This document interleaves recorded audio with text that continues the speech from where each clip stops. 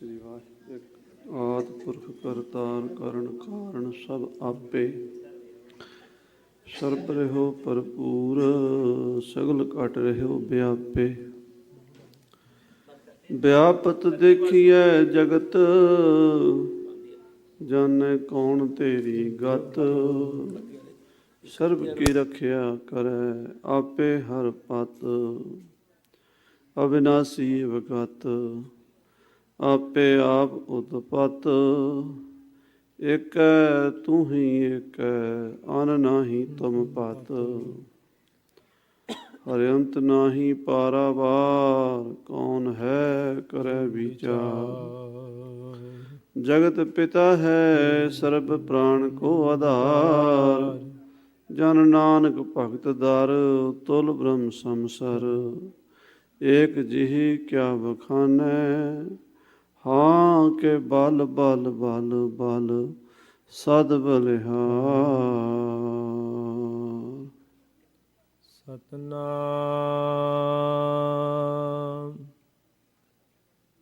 ਸ੍ਰੀ ਵਾਹਿਗੁਰੂ ਸਾਹਿਬ JIO. ਬਬੀ ਗਰਦਸ਼ੇ ਬੇਵਫਾਈ ਜਮਾ ਕੇ ਬੇਗੁਜਸਤ ਬਰ ਹਰ ਮਕੀਨੋ ਮਕਾਨ। ਵਾਹਿਗੁਰੂ ਜੀ ਕਾ ਖਾਲਸਾ ਵਾਹਿਗੁਰੂ ਜੀ ਕੀ ਫਤਿਹ। ਗਰੀਬ ਨਵਾਜ ਅੰਤਰਜਾਮੀ ਸੱਚੇ ਪਾਤਸ਼ਾਹ ਧੰਨ ਧੰਨ ਸਾਹਿਬ ਸ੍ਰੀ ਗੁਰੂ ਨਾਨਕ ਦੇਵ ਜੀ ਆਪ ਨਾਰਾਇਣ ਕਲਾ ਧਾਰ ਜਗ ਮੈਂ ਪਰਵਰਿਓ। ਨਿਰੰਕਾਰ ਆਕਾਰ ਜੋਤ ਜਗ ਮੰਡਲ ਕਰਿਓ। ਸਤਿਗੁਰੂ ਜੀ ਦੀ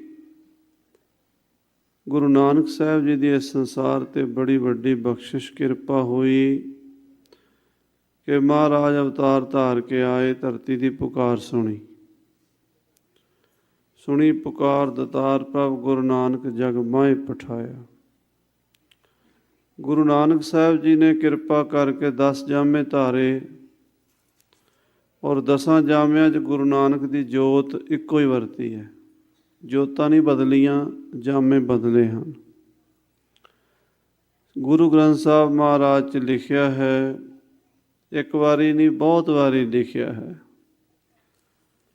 ਜੋਤ ਓਹਾ ਜੁਗਤ ਸਾਏ ਸੈ ਕਾਇਆ ਫੇਰ ਪਲਟੀ ਹੈ। ਜੋਤ ਉਹੀ ਹੈ, ਜੁਗਤੀ ਵੀ ਉਹੀ ਹੈ, ਕਾਇਆ ਪਲਟੀ ਹੈ, ਸਰੀਰ ਬਦਲਿਆ। ਫਿਰ ਭੱਟਾ ਨੇ ਵੀ ਇਹ ਗੱਲ ਲਿਖੀ ਹੈ, ਜੋਤ ਰੂਪ ਹਰ ਆਪ ਗੁਰੂ ਨਾਨਕ ਕਹਾਇਓ। ਕਿ ਪਰਮਾਤਮਾ ਜੋਤ ਰੂਪ ਹੈ, ਉਸੇ ਨੇ ਆਪਣਾ ਨਾਮ ਗੁਰੂ ਨਾਨਕ ਰਖਾ ਲਿਆ। ਪਰਮਾਤਮਾ ਗੁਰੂ ਨਾਨਕ ਦੇ ਰੂਪ ਵਿੱਚ ਦੁਨੀਆ 'ਤੇ ਆਇਆ। ਜੋਤ ਰੂਪ ਹਰ ਆਪ ਗੁਰੂ ਨਾਨਕ ਕਹਾਇਓ। ਤਾਤੇ ਅੰਗਦ ਭਇਓ ਤਤ ਸਿਉ ਤਤ ਮਿਲਾਇਓ। ਗੁਰੂ ਨਾਨਕ ਸਾਹਿਬ ਤੋਂ ਹੀ ਗੁਰੂ ਅੰਗਦ ਦੇਵ ਸਾਹਿਬ ਜੀ ਮਹਾਰਾਜ ਪ੍ਰਗਟ ਹੋਏ। ਉਹੀ ਰੂਪ, ਉਹੀ ਜੋਤ। ਜਿਵੇਂ ਇੱਕ ਰਾਜਾ ਆਪਣੇ ਦਰਬਾਰ ਦੇ ਵਿੱਚ ਹਰੇ ਰੰਗ ਦੇ ਕੱਪੜੇ ਪਾ ਕੇ ਆਉਂਦਾ ਹੈ, ਅਗਲੇ ਦਿਨ ਉਹੀ ਰਾਜਾ ਚਿੱਟੇ ਕੱਪੜੇ ਪਾ ਲੈਂਦਾ ਹੈ। ਉਹੀ ਰਾਜਾ ਉਸ ਤੋਂ ਅਗਲੇ ਦਿਨ ਨੀਲੇ ਕੱਪੜੇ ਪਾ ਲੈਂਦਾ ਹੈ। ਉਹੀ ਰਾਜਾ ਉਸ ਤੋਂ ਅਗਲੇ ਦਿਨ ਲਾਲ ਕੱਪੜੇ ਪਾ ਲੈਂਦਾ। ਰਾਜਾ ਤਾਂ ਨਹੀਂ ਬਦਲਦਾ, ਕੱਪੜੇ ਬਦਲਦੇ ਹਨ। ਇਸੇ ਤਰ੍ਹਾਂ ਗੁਰੂ ਪਰਮੇਸ਼ਰ ਦੀ ਜੋਤ ਨਹੀਂ ਬਦਲੀ, ਜਾਮਾ ਬਦਲਿਆ ਹੈ। ਤਾਤੇ ਅੰਗਦ ਭਇਓ ਤਤ ਸਿਉ ਤਤ ਮਿਲਾਇਓ। ਅੰਗਦ ਕਿਰਪਾ ਧਾਰ ਅਮਰ ਸਤਿਗੁਰ ਥਿਰ ਕੀਓ। ਗੁਰੂ ਅੰਗਦ ਦੇਵ ਜੀ ਨੇ ਕਿਰਪਾ ਕੀਤੀ, ਗੁਰੂ ਅਮਰਦਾਸ ਜੀ ਮਹਾਰਾਜ ਨੂੰ ਆਪਣੀ ਜੋਤ ਆਪਣੀ ਥਾਂ 'ਤੇ ਬਿਠਾਇਆ, ਨਿਵਾਜਿਆ। ਪਿਓ ਦਾਦੇ ਜੇਵਹਾ ਪੋਤਾ ਪ੍ਰਵਾਨ। ਪਿਓ ਦਾਦੇ ਵਰਗਾ ਪੋਤਰਾ ਹੋ ਗਿਆ। ਪਿਓ ਦਾਦਾ ਤੋਂ ਭਾਵ ਹੈ ਗੁਰੂ ਨਾਨਕ ਸਾਹਿਬ, ਗੁਰੂ ਅੰਗਦ ਦੇਵ ਜੀ ਅਤੇ ਫਿਰ ਗੁਰੂ ਅਮਰਦਾਸ ਜੀ। ਤਾਤੇ ਅੰਗਦ ਭਇਓ ਤਤ ਸਿਉ ਤਤ ਮਿਲਾਇਓ। ਅੰਗਦ ਕਿਰਪਾ ਧਾਰ ਅਮਰ ਸਤਿਗੁਰ ਥਿਰ ਕੀਓ। ਅਮਰਦਾਸ ਅੰਮ੍ਰਿਤ ਛਤਰ ਗੁਰੂ ਰਾਮਹਿ ਦੀਓ। ਉਹੀ ਛਤਰ ਤਖਤ ਗੁਰੂ ਰਾਮਦਾਸ ਜੀ ਨੂੰ ਮਿਲਿਆ ਤੇ ਉਸੇ ਗੱਦੀ ਤੇ ਪੰਚਮ ਪਾਤਸ਼ਾਹ ਗੁਰੂ ਅਰਜਨ ਦੇਵ ਜੀ ਬੈਠੇ ਤੇ ਅਰਜਨ ਹਰਿ ਗੋਬਿੰਦਨੋ ਸਿਮਰੋ ਸ੍ਰੀ ਹਰਿ ਰਾਏ। ਸ੍ਰੀ ਹਰਿ ਕ੍ਰਿਸ਼ਨ ਧਿਆਈਐ ਜਿਸ ਡਿਠੇ ਸਭ ਦੁਖ ਜਾਏ। ਤੇਗ ਬਹਾਦਰ ਸਿਮਰੀਐ ਘਰ ਨੌ ਨਿਧਿ ਆਵੈ ਤਾਏ। ਸਭ ਥਾਈ ਹੋਏ ਸਹਾਏ। ਉਹੀ ਜੋਤ ਹੁਣ ਆ ਗਈ 10ਵੇਂ ਪਾਤਸ਼ਾਹ ਵਿੱਚ। ਗੁਰੂ ਨਾਨਕ ਦੀ 10ਵੀਂ ਗੱਦੀ 10ਵਾਂ ਜਾਮਾ ਧੰਨ ਗੁਰੂ ਗੋਬਿੰਦ ਸਿੰਘ ਜੀ ਮਹਾਰਾਜ ਉਹਨਾਂ ਦੀ ਗੱਦੀ ਤੇ ਇਸ ਵੇਲੇ ਬਿਰਾਜਮਾਨ ਹਨ। ਜਾਰਾ ਜਹੂਰ ਹਾਜ਼ਰਾ ਹਜ਼ੂਰ ਧੰਨ ਧੰਨ ਸ੍ਰੀ ਗੁਰੂ ਗ੍ਰੰਥ ਸਾਹਿਬ ਜੀ ਮਹਾਰਾਜ। ਔਰ ਸਾਧ ਸੰਗਤ ਜੀ, ਆਪਾਂ ਮਹਾਰਾਜ ਦੇ ਚਰਨਾਂ 'ਚ ਬੈਠੇ ਹਾਂ। 10 ਪਾਤਸ਼ਾਹੀਆਂ ਦੀ ਜੋਤ ਹਾਜ਼ਰ ਨਾਜ਼ਰ ਹੈ। ਔਰ ਆਪਾਂ ਰੋਜ਼ ਗੁਰੂ ਕੀ ਬਾਣੀ ਦਾ ਪ੍ਰਵਾਹ ਚੱਲ ਰਿਹਾ ਹੈ। ਜਫਰਨਾਮਾ ਸਾਹਿਬ ਦਾ ਉਹਦੀ ਕਥਾ ਦਾ ਆਨੰਦ ਮਾਣ ਰਹੇ ਹਾਂ। ਮਹਾਰਾਜ 10ਵੇਂ ਪਾਤਸ਼ਾਹ ਔਰੰਗਜ਼ੇਬ ਨੂੰ ਹਰ ਪੱਖ ਤੋਂ ਸਮਝਾਇਆ, ਹਰ ਪੱਖ ਤੋਂ। ਔਰ ਉਹਦੀਆਂ ਕਮਜ਼ੋਰੀਆਂ ਕੱਢ ਦਿੱਤੀਆਂ ਨੇ ਬਚਨਾਂ ਦੇ ਨਾਲ, ਸ਼ਬਦ ਦੇ ਨਾਲ ਉਹਦਾ ਹੰਕਾਰ ਤੋੜ ਦਿੱਤਾ ਹੈ। ਮਹਾਰਾਜ ਕਹਿੰਦੇ ਤੂੰ ਗਾਫਲ ਮਸੋਈ ਸਪੰਜੀ ਸਰਾਏ ਕਿ ਆਲਮ ਬਗੁਰਜਦ ਕਸੇ ਜਾ ਬਜਾਏ। ਔਰੰਗਜ਼ੇਬ ਤੂੰ ਸੁੱਤਾ ਪਿਆ, ਸੁੱਤਾ ਵੀ ਐਸੀ ਥਾਂ 'ਤੇ ਜਿੱਥੇ ਸੌਣਾ ਨਹੀਂ ਚਾਹੀਦਾ। ਕਿੱਥੇ ਨਹੀਂ ਸੌਣਾ ਚਾਹੀਦਾ? ਸੌਣਾ ਤਾਂ ਆਪਣੇ ਘਰ ਚਾਹੀਦਾ, ਪਰ ਤੂੰ ਸੁੱਤਾ ਪਿਆ ਵੇਟਿੰਗ ਰੂਮ ਦੇ ਵਿੱਚ, ਸਰਾਂ ਦੇ ਵਿੱਚ। ਸਰਾਂ ਉਹ ਹੁੰਦੀ ਹੈ ਜਿੱਥੇ ਰਹਿਣ ਵਾਲਾ ਘੰਟਾ 2 ਘੰਟੇ ਆਪਣੀ ਗੱਡੀ ਦੀ, ਆਪਣੀ ਬੱਸ ਦੀ, ਆਪਣੀ ਵਾਰੀ ਦੀ ਉਡੀਕ ਕਰਦਾ ਹੈ। ਜਦੋਂ ਉਹਦੀ ਗੱਡੀ ਆਉਂਦੀ ਹੈ ਬਹਿ ਕੇ ਚਲਾ ਜਾਂਦਾ। ਦੁਨੀਆ ਰੂਪੀ ਸਰਾਂ ਦੇ ਵਿੱਚ ਜਿੰਨੇ ਵੀ ਆਏ ਨੇ ਆਪਣੀ ਵਾਰੀ ਵਾਰੀ ਸਭ ਚਲੇ ਜਾਂਦੇ ਨੇ। ਵਾਰੀ ਆਪੋ ਆਪਣੀ ਕੋਏ ਨਾ ਬੰਧਾ ਧੀਰ। ਜਿਹੜਾ ਵੀ ਆਇਆ ਉਹਨੇ ਜਾਣਾ, ਤੂੰ ਵੀ ਜਾਣਾ। ਮਹਾਰਾਜ ਕਿੱਥੇ ਕਹਿੰਦੇ ਦੇਖ ਤੇਰੇ ਵੱਡੇ ਵਡੇਰੇ ਚਲੇ ਗਏ। ਬਾਦਸ਼ਾਹ ਸ਼ਾਹਜਹਾਨ ਚਲਾ ਗਿਆ ਤੇਰਾ ਪਿਓ, ਤੇਰਾ ਦਾਦਾ ਜਹਾਂਗੀਰ ਚਲਾ ਗਿਆ, ਪੜਦਾਦਾ ਅਕਬਰ ਚਲਾ ਗਿਆ, ਲੰਗੜਦਾਦਾ ਹਮਾਯੂੰ ਚਲਾ ਗਿਆ, ਉਸ ਦਾ ਪਿਓ ਬਾਬਰ ਚਲਾ ਗਿਆ। ਚੰਗੇਜ਼ ਖਾਨ ਵਰਗੇ ਚਲੇ ਗਏ, ਫਰੀਦੂ ਵਰਗੇ ਚਲੇ ਗਏ, ਅਫਲਾਤੂਨ ਵਰਗੇ ਚਲੇ ਗਏ। ਬਾਦਸ਼ਾਹ ਬੜੇ ਗਏ, ਵਿਦਵਾਨ ਵੀ ਬੜੇ ਗਏ, ਫਿਲਾਸਫਰ ਵੀ ਬੜੇ ਗਏ, ਕੋਈ ਇੱਥੇ ਰਿਹਾ ਨਹੀਂ। ਸੇਖ ਹਯਾਤੀ ਜਗ ਨਾ ਕੋਈ ਥਿਰ ਰਿਹਾ। ਜਿਸ ਆਸਣ ਹਮ ਬੈਠੇ ਕੇਤੇ ਬੈਸ ਗਿਆ। ਜਿੱਥੇ ਆਪਾਂ ਬੈਠੇ ਹਾਂ ਸਾਧ ਸੰਗਤ ਜੀ, ਪਤਾ ਨਹੀਂ ਕਿੰਨੀ ਕੁ ਦੁਨੀਆ, ਕਿੰਨੇ ਕੁ ਲੋਕ ਇਹ ਧਰਤੀ 'ਤੇ ਹੋ ਕੇ ਚਲੇ ਗਏ ਨੇ। ਵੰਨ ਸਵੰਨੀਆਂ ਨਸਲਾਂ ਹੋ ਕੇ ਚਲੀਆਂ ਗਈਆਂ ਨੇ, ਪਸ਼ੂ ਪੰਛੀ ਅਨੇਕਾਂ ਪ੍ਰਕਾਰ ਦੇ ਹੋ ਕੇ ਚਲੇ ਗਏ ਨੇ। ਇੱਥੇ ਕੁਝ ਨਹੀਂ ਰਹਿਣਾ, ਇਹ ਚਲਦੀ ਸਰਾਂ ਹੈ। ਭਾਈ ਨੰਦ ਲਾਲ ਜੀ ਕਹਿੰਦੇ ਮਾਂ ਸੁਬਹਿ ਨਾ ਦੀਦਮ ਕਿਉ ਸ਼ਾਮ ਨਾ ਦਾਰਦ। ਮੈਂ ਕੋਈ ਇਹੋ ਜਿਹਾ ਦਿਨ ਨਹੀਂ ਵੇਖਿਆ, ਇਹੋ ਜਿਹੀ ਸਵੇਰ ਨਹੀਂ ਦੇਖੀ, ਇਹੋ ਜਿਹੀ ਸੁਬਹ ਨਹੀਂ ਵੇਖੀ ਜਿਹੜੀ ਸ਼ਾਮ ਦੇ ਰੂਪ 'ਚ ਨਾ ਢਲੀ ਹੋਵੇ। ਮਾਂ ਮੈਂ ਸੁਬਹਿ ਨਾ ਦੀਦਮ, ਸਵੇਰ ਨਹੀਂ ਵੇਖੀ। ਮਾਂ ਸੁਬਹਿ ਨਾ ਦੀਦਮ ਕਿ ਊ ਸ਼ਾਮ ਨਾ ਦਾਰਦ, ਜਿਹੜੀ ਸ਼ਾਮ ਦਾ ਰੂਪ ਨਾ ਧਾਰਨ ਕਰੇ। ਜਿਹੜਾ ਦਿਨ ਆਉਂਦਾ ਉਹ ਚਲਾ ਜਾਂਦਾ, ਜੋ ਦਿਨ ਆਵੈ ਹੈ ਸੋ ਦਿਨ ਜਾਹੀ। ਸੋ ਹੁਣ ਮਹਾਰਾਜ ਬਾਦਸ਼ਾਹ ਨੂੰ ਦੁਨੀਆ ਦੀ ਨਾਸ਼ਮਾਨਤਾ ਦੱਸ ਰਹੇ। ਪਹਿਲਾਂ ਬਾਦਸ਼ਾਹ ਦੀਆਂ ਵਡਿਆਈਆਂ ਵੀ ਬੜੀਆਂ ਕੀਤੀਆਂ। ਤੂੰ ਬੜਾ ਸੋਹਣਾ ਹੈ, ਤੂੰ ਬੜਾ ਵਿਦਵਾਨ ਹੈ, ਤੂੰ ਬੜਾ ਯੋਧਾ ਹੈ, ਤੂੰ ਬੜਾ ਅਮੀਰ ਹੈ, ਰੋਸ਼ਨ ਜ਼ਮੀਰ ਹੈ। ਪਰ ਅਖੀਰ 'ਚ ਕਹਿ ਦਿੱਤਾ ਕਿ ਅਫਸੋਸ ਤੂੰ ਧਰਮੀ ਨਹੀਂ ਹੈ, ਤੂੰ ਸੱਚਾ ਨਹੀਂ ਹੈ। ਸਭ ਕੁਝ ਹੋਣ ਦੇ ਬਾਵਜੂਦ ਵੀ ਤੂੰ ਸੱਚਾ ਨਹੀਂ ਹੈ, ਝੂਠ ਬੋਲਦਾ ਹੈ, ਕੁਫਰ ਤੋਲਦਾ ਹੈ। ਸੋ ਹੁਣ ਮਹਾਰਾਜ ਔਰੰਗਜ਼ੇਬ ਨੂੰ ਫਿਰ ਕਹਿ ਰਹੇ ਨੇ, ਕਾਹਦੇ ਵਾਸਤੇ ਝੂਠ ਬੋਲਦਾ? ਝੂਠੀ ਦੁਨੀਆ ਲੱਗ ਨਾ ਆਪ ਵੰਝਾਈ ਹੈ, ਬੋਲੀਐ ਸੱਚ ਧਰਮ ਝੂਠ ਨਾ ਬੋਲੀਐ, ਜੋ ਗੁਰੂ ਦੱਸੇ ਵਾਟ ਮੁਰੀਦਾਂ ਜੋਲੀਐ। ਮਹਾਰਾਜ ਕਹਿੰਦੇ ਜਿਹੜਾ ਰਾਹ ਸੱਚਾ ਹੈ ਉਹਦੇ 'ਤੇ ਚੱਲਣਾ ਚਾਹੀਦਾ ਹੈ। ਝੂਠ ਕਾਹਦੇ ਵਾਸਤੇ? ਝੂਠੀ ਦੁਨੀਆ ਵਾਸਤੇ। ਇਹ ਖਤਮ ਹੋ ਜਾਣੀ ਹੈ। ਆਓ ਹੁਣ ਸੁਣੀਏ ਧੰਨ ਗੁਰੂ ਗੋਬਿੰਦ ਸਿੰਘ ਜੀ ਦੇ ਭਜਨ। ਪਿਆਰ ਨਾਲ ਸਾਰੀ ਸੰਗਤ ਆਖੋ ਸਤਿਨਾਮ ਸ੍ਰੀ ਵਾਹਿਗੁਰੂ ਸਾਹਿਬ ਜੀ। ਸਤਿਨਾਮ ਸ੍ਰੀ ਵਾਹਿਗੁਰੂ। ਬਬੀ ਗਰਦ ਸੇ ਬੇਵਫਾਈ ਜਮਾ। ਆ ਬਾਦਸ਼ਾਹ, ਤੂੰ ਇਸ ਬੇਵਫਾਈ ਕਰਨ ਵਾਲੇ ਇਸ ਕਾਲ ਚੱਕਰ ਵੱਲ ਵੇਖ। ਇਹ ਸਮਾਂ, ਜ਼ਮਾਨਾ, ਟਾਈਮ ਕਿਸੇ ਨਾਲ ਇੱਕੋ ਜਿਹਾ ਨਹੀਂ ਰਹਿੰਦਾ। ਜ਼ਮਾਨਾ ਕਿਸੇ ਦਾ ਇੱਕੋ ਜਿਹਾ ਨਹੀਂ ਰਹਿੰਦਾ। ਜਿਹੜਾ ਬੰਦਾ ਅੱਜ ਬਾਦਸ਼ਾਹ ਹੈ, ਹੋ ਸਕਦਾ ਕੱਲ੍ਹ ਨੂੰ ਭਿਖਾਰੀ ਬਣ ਜਾਵੇ। ਟਾਈਮ ਦਾ ਕੋਈ ਪਤਾ ਨਹੀਂ। ਜਿਹੜਾ ਅੱਜ ਭਿਖਾਰੀ ਹੈ, ਕੱਲ੍ਹ ਨੂੰ ਬਾਦਸ਼ਾਹ ਬਣ ਜਾਵੇ। ਜ਼ਮਾਨਾ ਮਿੰਟ ਮਿੰਟ ਬਦਲਦਾ ਹੈ। ਧਿਆਨ ਨਾਲ ਦੇਖ, ਜਿਹੜੇ ਕੱਲ੍ਹ ਭਿਖਾਰੀ ਸੀ ਅੱਜ ਰਾਜੇ ਬਣ ਗਏ ਨੇ, ਜਿਹੜੇ ਕੱਲ੍ਹ ਰਾਜੇ ਸੀ ਅੱਜ ਭਿਖਾਰੀ ਬਣੇ ਪਏ ਨੇ।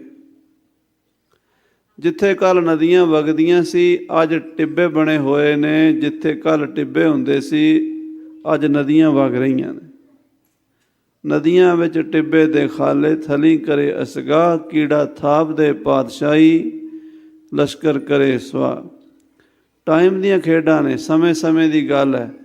ਸਮਾਂ ਸਮਾਂ ਸਮਰੱਥ ਉਹ ਅਰਜਨ ਤੇ ਉਹ ਰਥ। ਬੜਾ ਬਲੀ ਸੀ ਅਰਜਨ, ਬੜਾ ਉਹਨੂੰ ਆਪਣੇ ਸ਼ਸਤਰਾਂ ਦਾ, ਆਪਣੀ ਵਿੱਦਿਆ ਦਾ ਮਾਣ ਸੀ। ਮਹਾਂਭਾਰਤ ਦੇ ਜੰਗ ਵਿੱਚ ਅਰਜਨ ਨੇ ਬੜੇ ਬੜੇ ਮਹਾਰਥੀ ਮਾਰੇ ਸਨ। ਮਹਾਰਥੀ, ਅਤਰਥੀ। ਕਿਹੜੇ ਮਹਾਰਥੀ? ਅਤਰਥੀ ਕਰਨ, ਸੂਰਜ ਦਾ ਪੁੱਤਰ, ਭਾਵੇਂ ਅਰਜਨ ਦਾ ਭਰਾ ਲੱਗਦਾ ਸੀ ਪਰ ਉਹ ਕੌਰਵਾਂ ਵਾਲੇ ਪਾਸੇ ਸੀ। ਐਡਾ ਬਲੀ ਸੀ, ਸੂਰਜ ਦਾ ਪੁੱਤਰ ਸੀ, ਉਹਦੇ ਸਾਹਮਣੇ ਕੋਈ ਜਾ ਨਹੀਂ ਸੀ ਸਕਦਾ, ਉਹਦੇ ਚਿਹਰੇ ਵੱਲ ਨਹੀਂ ਸੀ ਕੋਈ ਦੇਖ ਸਕਦਾ। ਪਰ ਅਰਜਨ ਨੇ ਉਹਨੂੰ ਮਾਰਿਆ ਸੀ ਜੰਗ ਵਿੱਚ ਭਗਵਾਨ ਦੀ ਕਿਰਪਾ ਨਾਲ। ਉਸ ਤੋਂ ਵੀ ਵੱਡਾ ਮਹਾਬਲੀ ਭੀਸ਼ਮ ਪਿਤਾਮਾ, ਜਿਹੜਾ ਇਹਨਾਂ ਸਾਰਿਆਂ ਦਾ ਬਜ਼ੁਰਗ ਸੀ, ਗੰਗਾ ਦਾ ਪੁੱਤਰ ਸੀ। ਇਤਨਾ ਬਲੀ ਸੀ, ਕਹਿੰਦੇ ਨੇ ਕਿ ਦਰਿਆ ਚੱਲਦਾ ਆ ਰਿਹਾ ਹੋਵੇ ਨਾ, ਪਾਣੀ ਦਾ ਦਰਿਆ, ਇਤਨੇ ਤੀਰ ਚਲਾਉਂਦਾ ਸੀ। ਇੱਕੋ ਤੀਰਾਂ ਦੀ ਐਸੀ ਉਹਦੇ ਕੋਲ ਕਲਾ ਸੀ ਕਿ ਉਹ ਦੀਵਾਰ ਖੜੀ ਕਰ ਦਿੰਦਾ ਸੀ, ਪਾਣੀ ਰੋਕ ਦਿੰਦਾ ਸੀ। ਦਰਿਆਵਾਂ ਨੂੰ ਰੋਕਣ ਵਾਲਾ ਸੀ ਭੀਸ਼ਮ ਪਿਤਾਮਾ।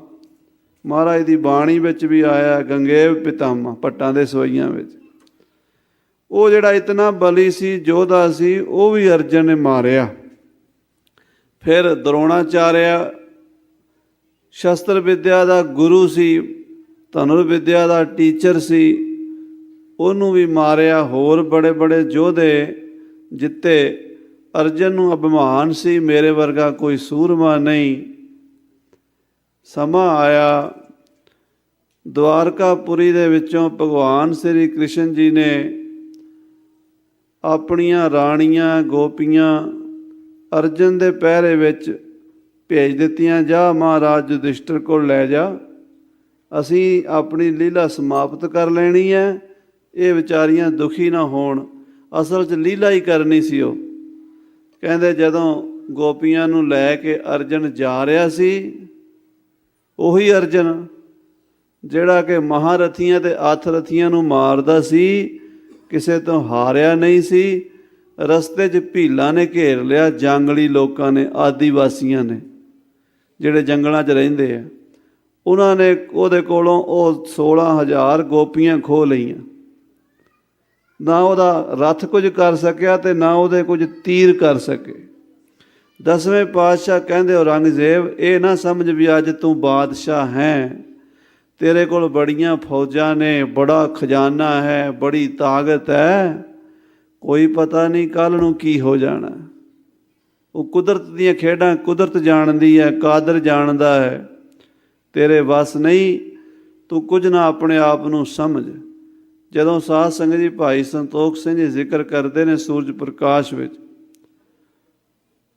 ਔਰੰਗਜ਼ੇਬ ਨੇ ਬਗਾਵਤ ਕੀਤੀ ਸੀ ਆਪਣੇ ਪਿਓ ਦੇ ਖਿਲਾਫ, ਹੋਰ ਵੀ ਉਹਦੇ ਭਰਾਵਾਂ ਨੇ ਕੀਤੀ ਸੀ, ਸੁਜਾ ਮੁਹੰਮਦ ਨੇ, ਮੁਰਾਦ ਬਖਸ਼ ਨੇ, ਤੇ ਬਾਦਸ਼ਾਹ ਬਹੁਤ ਬਿਮਾਰ ਸੀ। ਸ਼ਾਹਜਹਾਨ ਇਹਦਾ ਪਿਓ ਜਿਹੜਾ ਸੀ, ਉਹ ਲਾਲ ਕਿਲ੍ਹੇ ਦੇ ਵਿੱਚ ਪਿਆ ਸੀ ਮੰਜੇ 'ਤੇ, ਉੱਠ ਨਹੀਂ ਸੀ ਸਕਦਾ। ਤੇ ਭਾਈ ਸਾਹਿਬ ਲਿਖਦੇ ਨੇ ਸੂਰਜ ਪ੍ਰਕਾਸ਼ ਵਿੱਚ, ਕਹਿੰਦੇ ਨੇ ਕੋਈ ਚਾਰਾ ਨਾ ਚੱਲਿਆ, ਕਾਂਸ਼ੀ ਪਹੁੰਚਣਾ ਜ਼ਰੂਰੀ ਸੀ, ਕਿਉਂਕਿ ਜਿਹੜਾ ਮੁਰਾਦ ਬਖਸ਼ ਸੀ ਉਹ ਕਾਂਸ਼ੀ ਵੱਲੋਂ ਬਹੁਤ ਸਾਰੀ ਫੌਜ ਲੈ ਕੇ ਦਿੱਲੀ 'ਤੇ ਹਮਲਾ ਕਰਨ ਦੀਆਂ ਤਿਆਰੀਆਂ। ਪਟਨਾ ਉਹਨੇ ਫਤਿਹ ਕਰ ਲਿਆ, ਬੰਗਾਲ ਤੋਂ ਚੱਲਿਆ, ਪਟਨੇ ਆਇਆ, ਪਟਨੇ ਤੋਂ ਕਾਂਸ਼ੀ ਵੱਲ ਆ ਗਿਆ ਔਰੰਗਜ਼ੇਬ ਦਾ ਭਰਾ। ਤੇ ਬਾਦਸ਼ਾਹ ਨੇ ਸੋਚਿਆ ਵੀ ਹੁਣ ਜੇ ਮੈਂ ਇਹਨਾਂ ਨੂੰ, ਆਪਣੇ ਪੁੱਤਰਾਂ ਨੂੰ ਕਾਬੂ ਨਾ ਕੀਤਾ, ਜੰਗ ਕਰਕੇ ਮੈਨੂੰ ਬਰਬਾਦ ਕਰਨਗੇ, ਸਾਰਾ ਕੁਝ ਕੰਮ ਵਿਗੜ ਜਾਏਗਾ। ਨੌਕਰਾਂ ਨੇ ਆਖਿਆ ਬਾਦਸ਼ਾਹ ਕੀ ਕਰੀਏ? ਕਹਿਣ ਲੱਗਾ ਮੇਰਾ ਮੰਜਾ ਕਿਸ਼ਤੀ 'ਚ ਰੱਖ ਲਓ, ਬੇੜੀ ਵਿੱਚ। ਬਾਦਸ਼ਾਹ ਦਾ ਮੰਜਾ ਤੁਰ ਨਹੀਂ ਸਕਦਾ, ਖਲੋ ਨਹੀਂ ਸਕਦਾ, ਮੰਜੇ 'ਤੇ ਬਹਿ ਵੀ ਨਹੀਂ ਸਕਦਾ, ਇੰਨਾ ਪਰੇਸ਼ਾਨ ਸੀ। ਮੰਜੇ ਸਮੇਤ ਕਿਸ਼ਤੀ 'ਚ ਰੱਖ ਕੇ ਲੈ ਗਏ, ਕਾਂਸ਼ੀ ਤੱਕ ਗਿਆ, ਪਰ ਫਿਰ ਵੀ ਕੋਈ ਗੱਲ ਨਹੀਂ ਬਣੀ, ਹਾਰ ਗਿਆ। ਭਾਈ ਸਾਹਿਬ ਲਿਖਦੇ, ਦੇਖੋ ਸ੍ਰੀ ਪਰਮੇਸ਼ਰ ਮਾਇਆ, ਦੇਖੋ ਸ੍ਰੀ ਪਰਮੇਸ਼ਰ ਮਾਇਆ। ਸੰਤੋਖ ਸਿੰਘ ਜੀ ਕਵੀ ਨੇ ਬਚਨ ਲਿਖਿਆ, ਅਕਾਲ ਪੁਰਖ ਦੀ ਖੇਡ ਵੇਖੋ, ਐਡਾ ਵੱਡਾ ਬਾਦਸ਼ਾਹ ਪਰ ਮੰਜੇ 'ਤੇ ਬਹਿ ਨਹੀਂ ਸਕਦਾ, ਬੋਲ ਵੀ ਨਹੀਂ ਸਕਦਾ, ਇਸ਼ਾਰਿਆਂ ਨਾਲ ਗੱਲਾਂ ਸਮਝਾਉਂਦਾ ਹੈ। ਕੋਈ ਪਤਾ ਨਹੀਂ ਅਕਾਲ ਪੁਰਖ ਕੀ ਕਰ ਦੇਵੇ, ਜੇ ਤੇਰਾ ਪਿਓ ਇੱਦਾਂ ਸੀ ਤੇ ਤੂੰ ਨਹੀਂ ਹੋ ਸਕਦਾ। ਤੂੰ ਇਸ ਬੇਵਫਾ ਜ਼ਮਾਨੇ ਵੱਲ ਵੇਖ, ਕੇ ਬੇਗੁਜਸਤ ਬਰ ਹਰ ਮਕੀਨੋ ਮਕਾਨ। ਇਹ ਹਰ ਮਕੀਨੋ ਮਕਾਨ, ਹਰ ਜਗ੍ਹਾ 'ਤੇ ਗੁਜ਼ਰਦਾ ਹੈ, ਹਰ ਚੀਜ਼ 'ਤੇ ਵਰਤਦਾ ਹੈ। ਮਕਾਨ ਬਣਦੇ ਨੇ, ਕੋਠੀ ਬਣਦੀ ਹੈ, ਘਰ ਬਣਦਾ ਹੈ, ਵਧੀਆ ਤੋਂ ਵਧੀਆ ਅਸੀਂ ਉਹਦੇ 'ਤੇ ਮਟੀਰੀਅਲ ਲਾਉਂਦੇ ਹਾਂ। ਮਕਾਨ ਦਾ ਦਰਵਾਜ਼ਾ ਵੀ ਵਧੀਆ, ਬਾਥਰੂਮ ਵਧੀਆ, ਕਿਚਨ ਵਧੀਆ, ਲੋਬੀ ਵਧੀਆ, ਡਰਾਇੰਗ ਰੂਮ ਵਧੀਆ।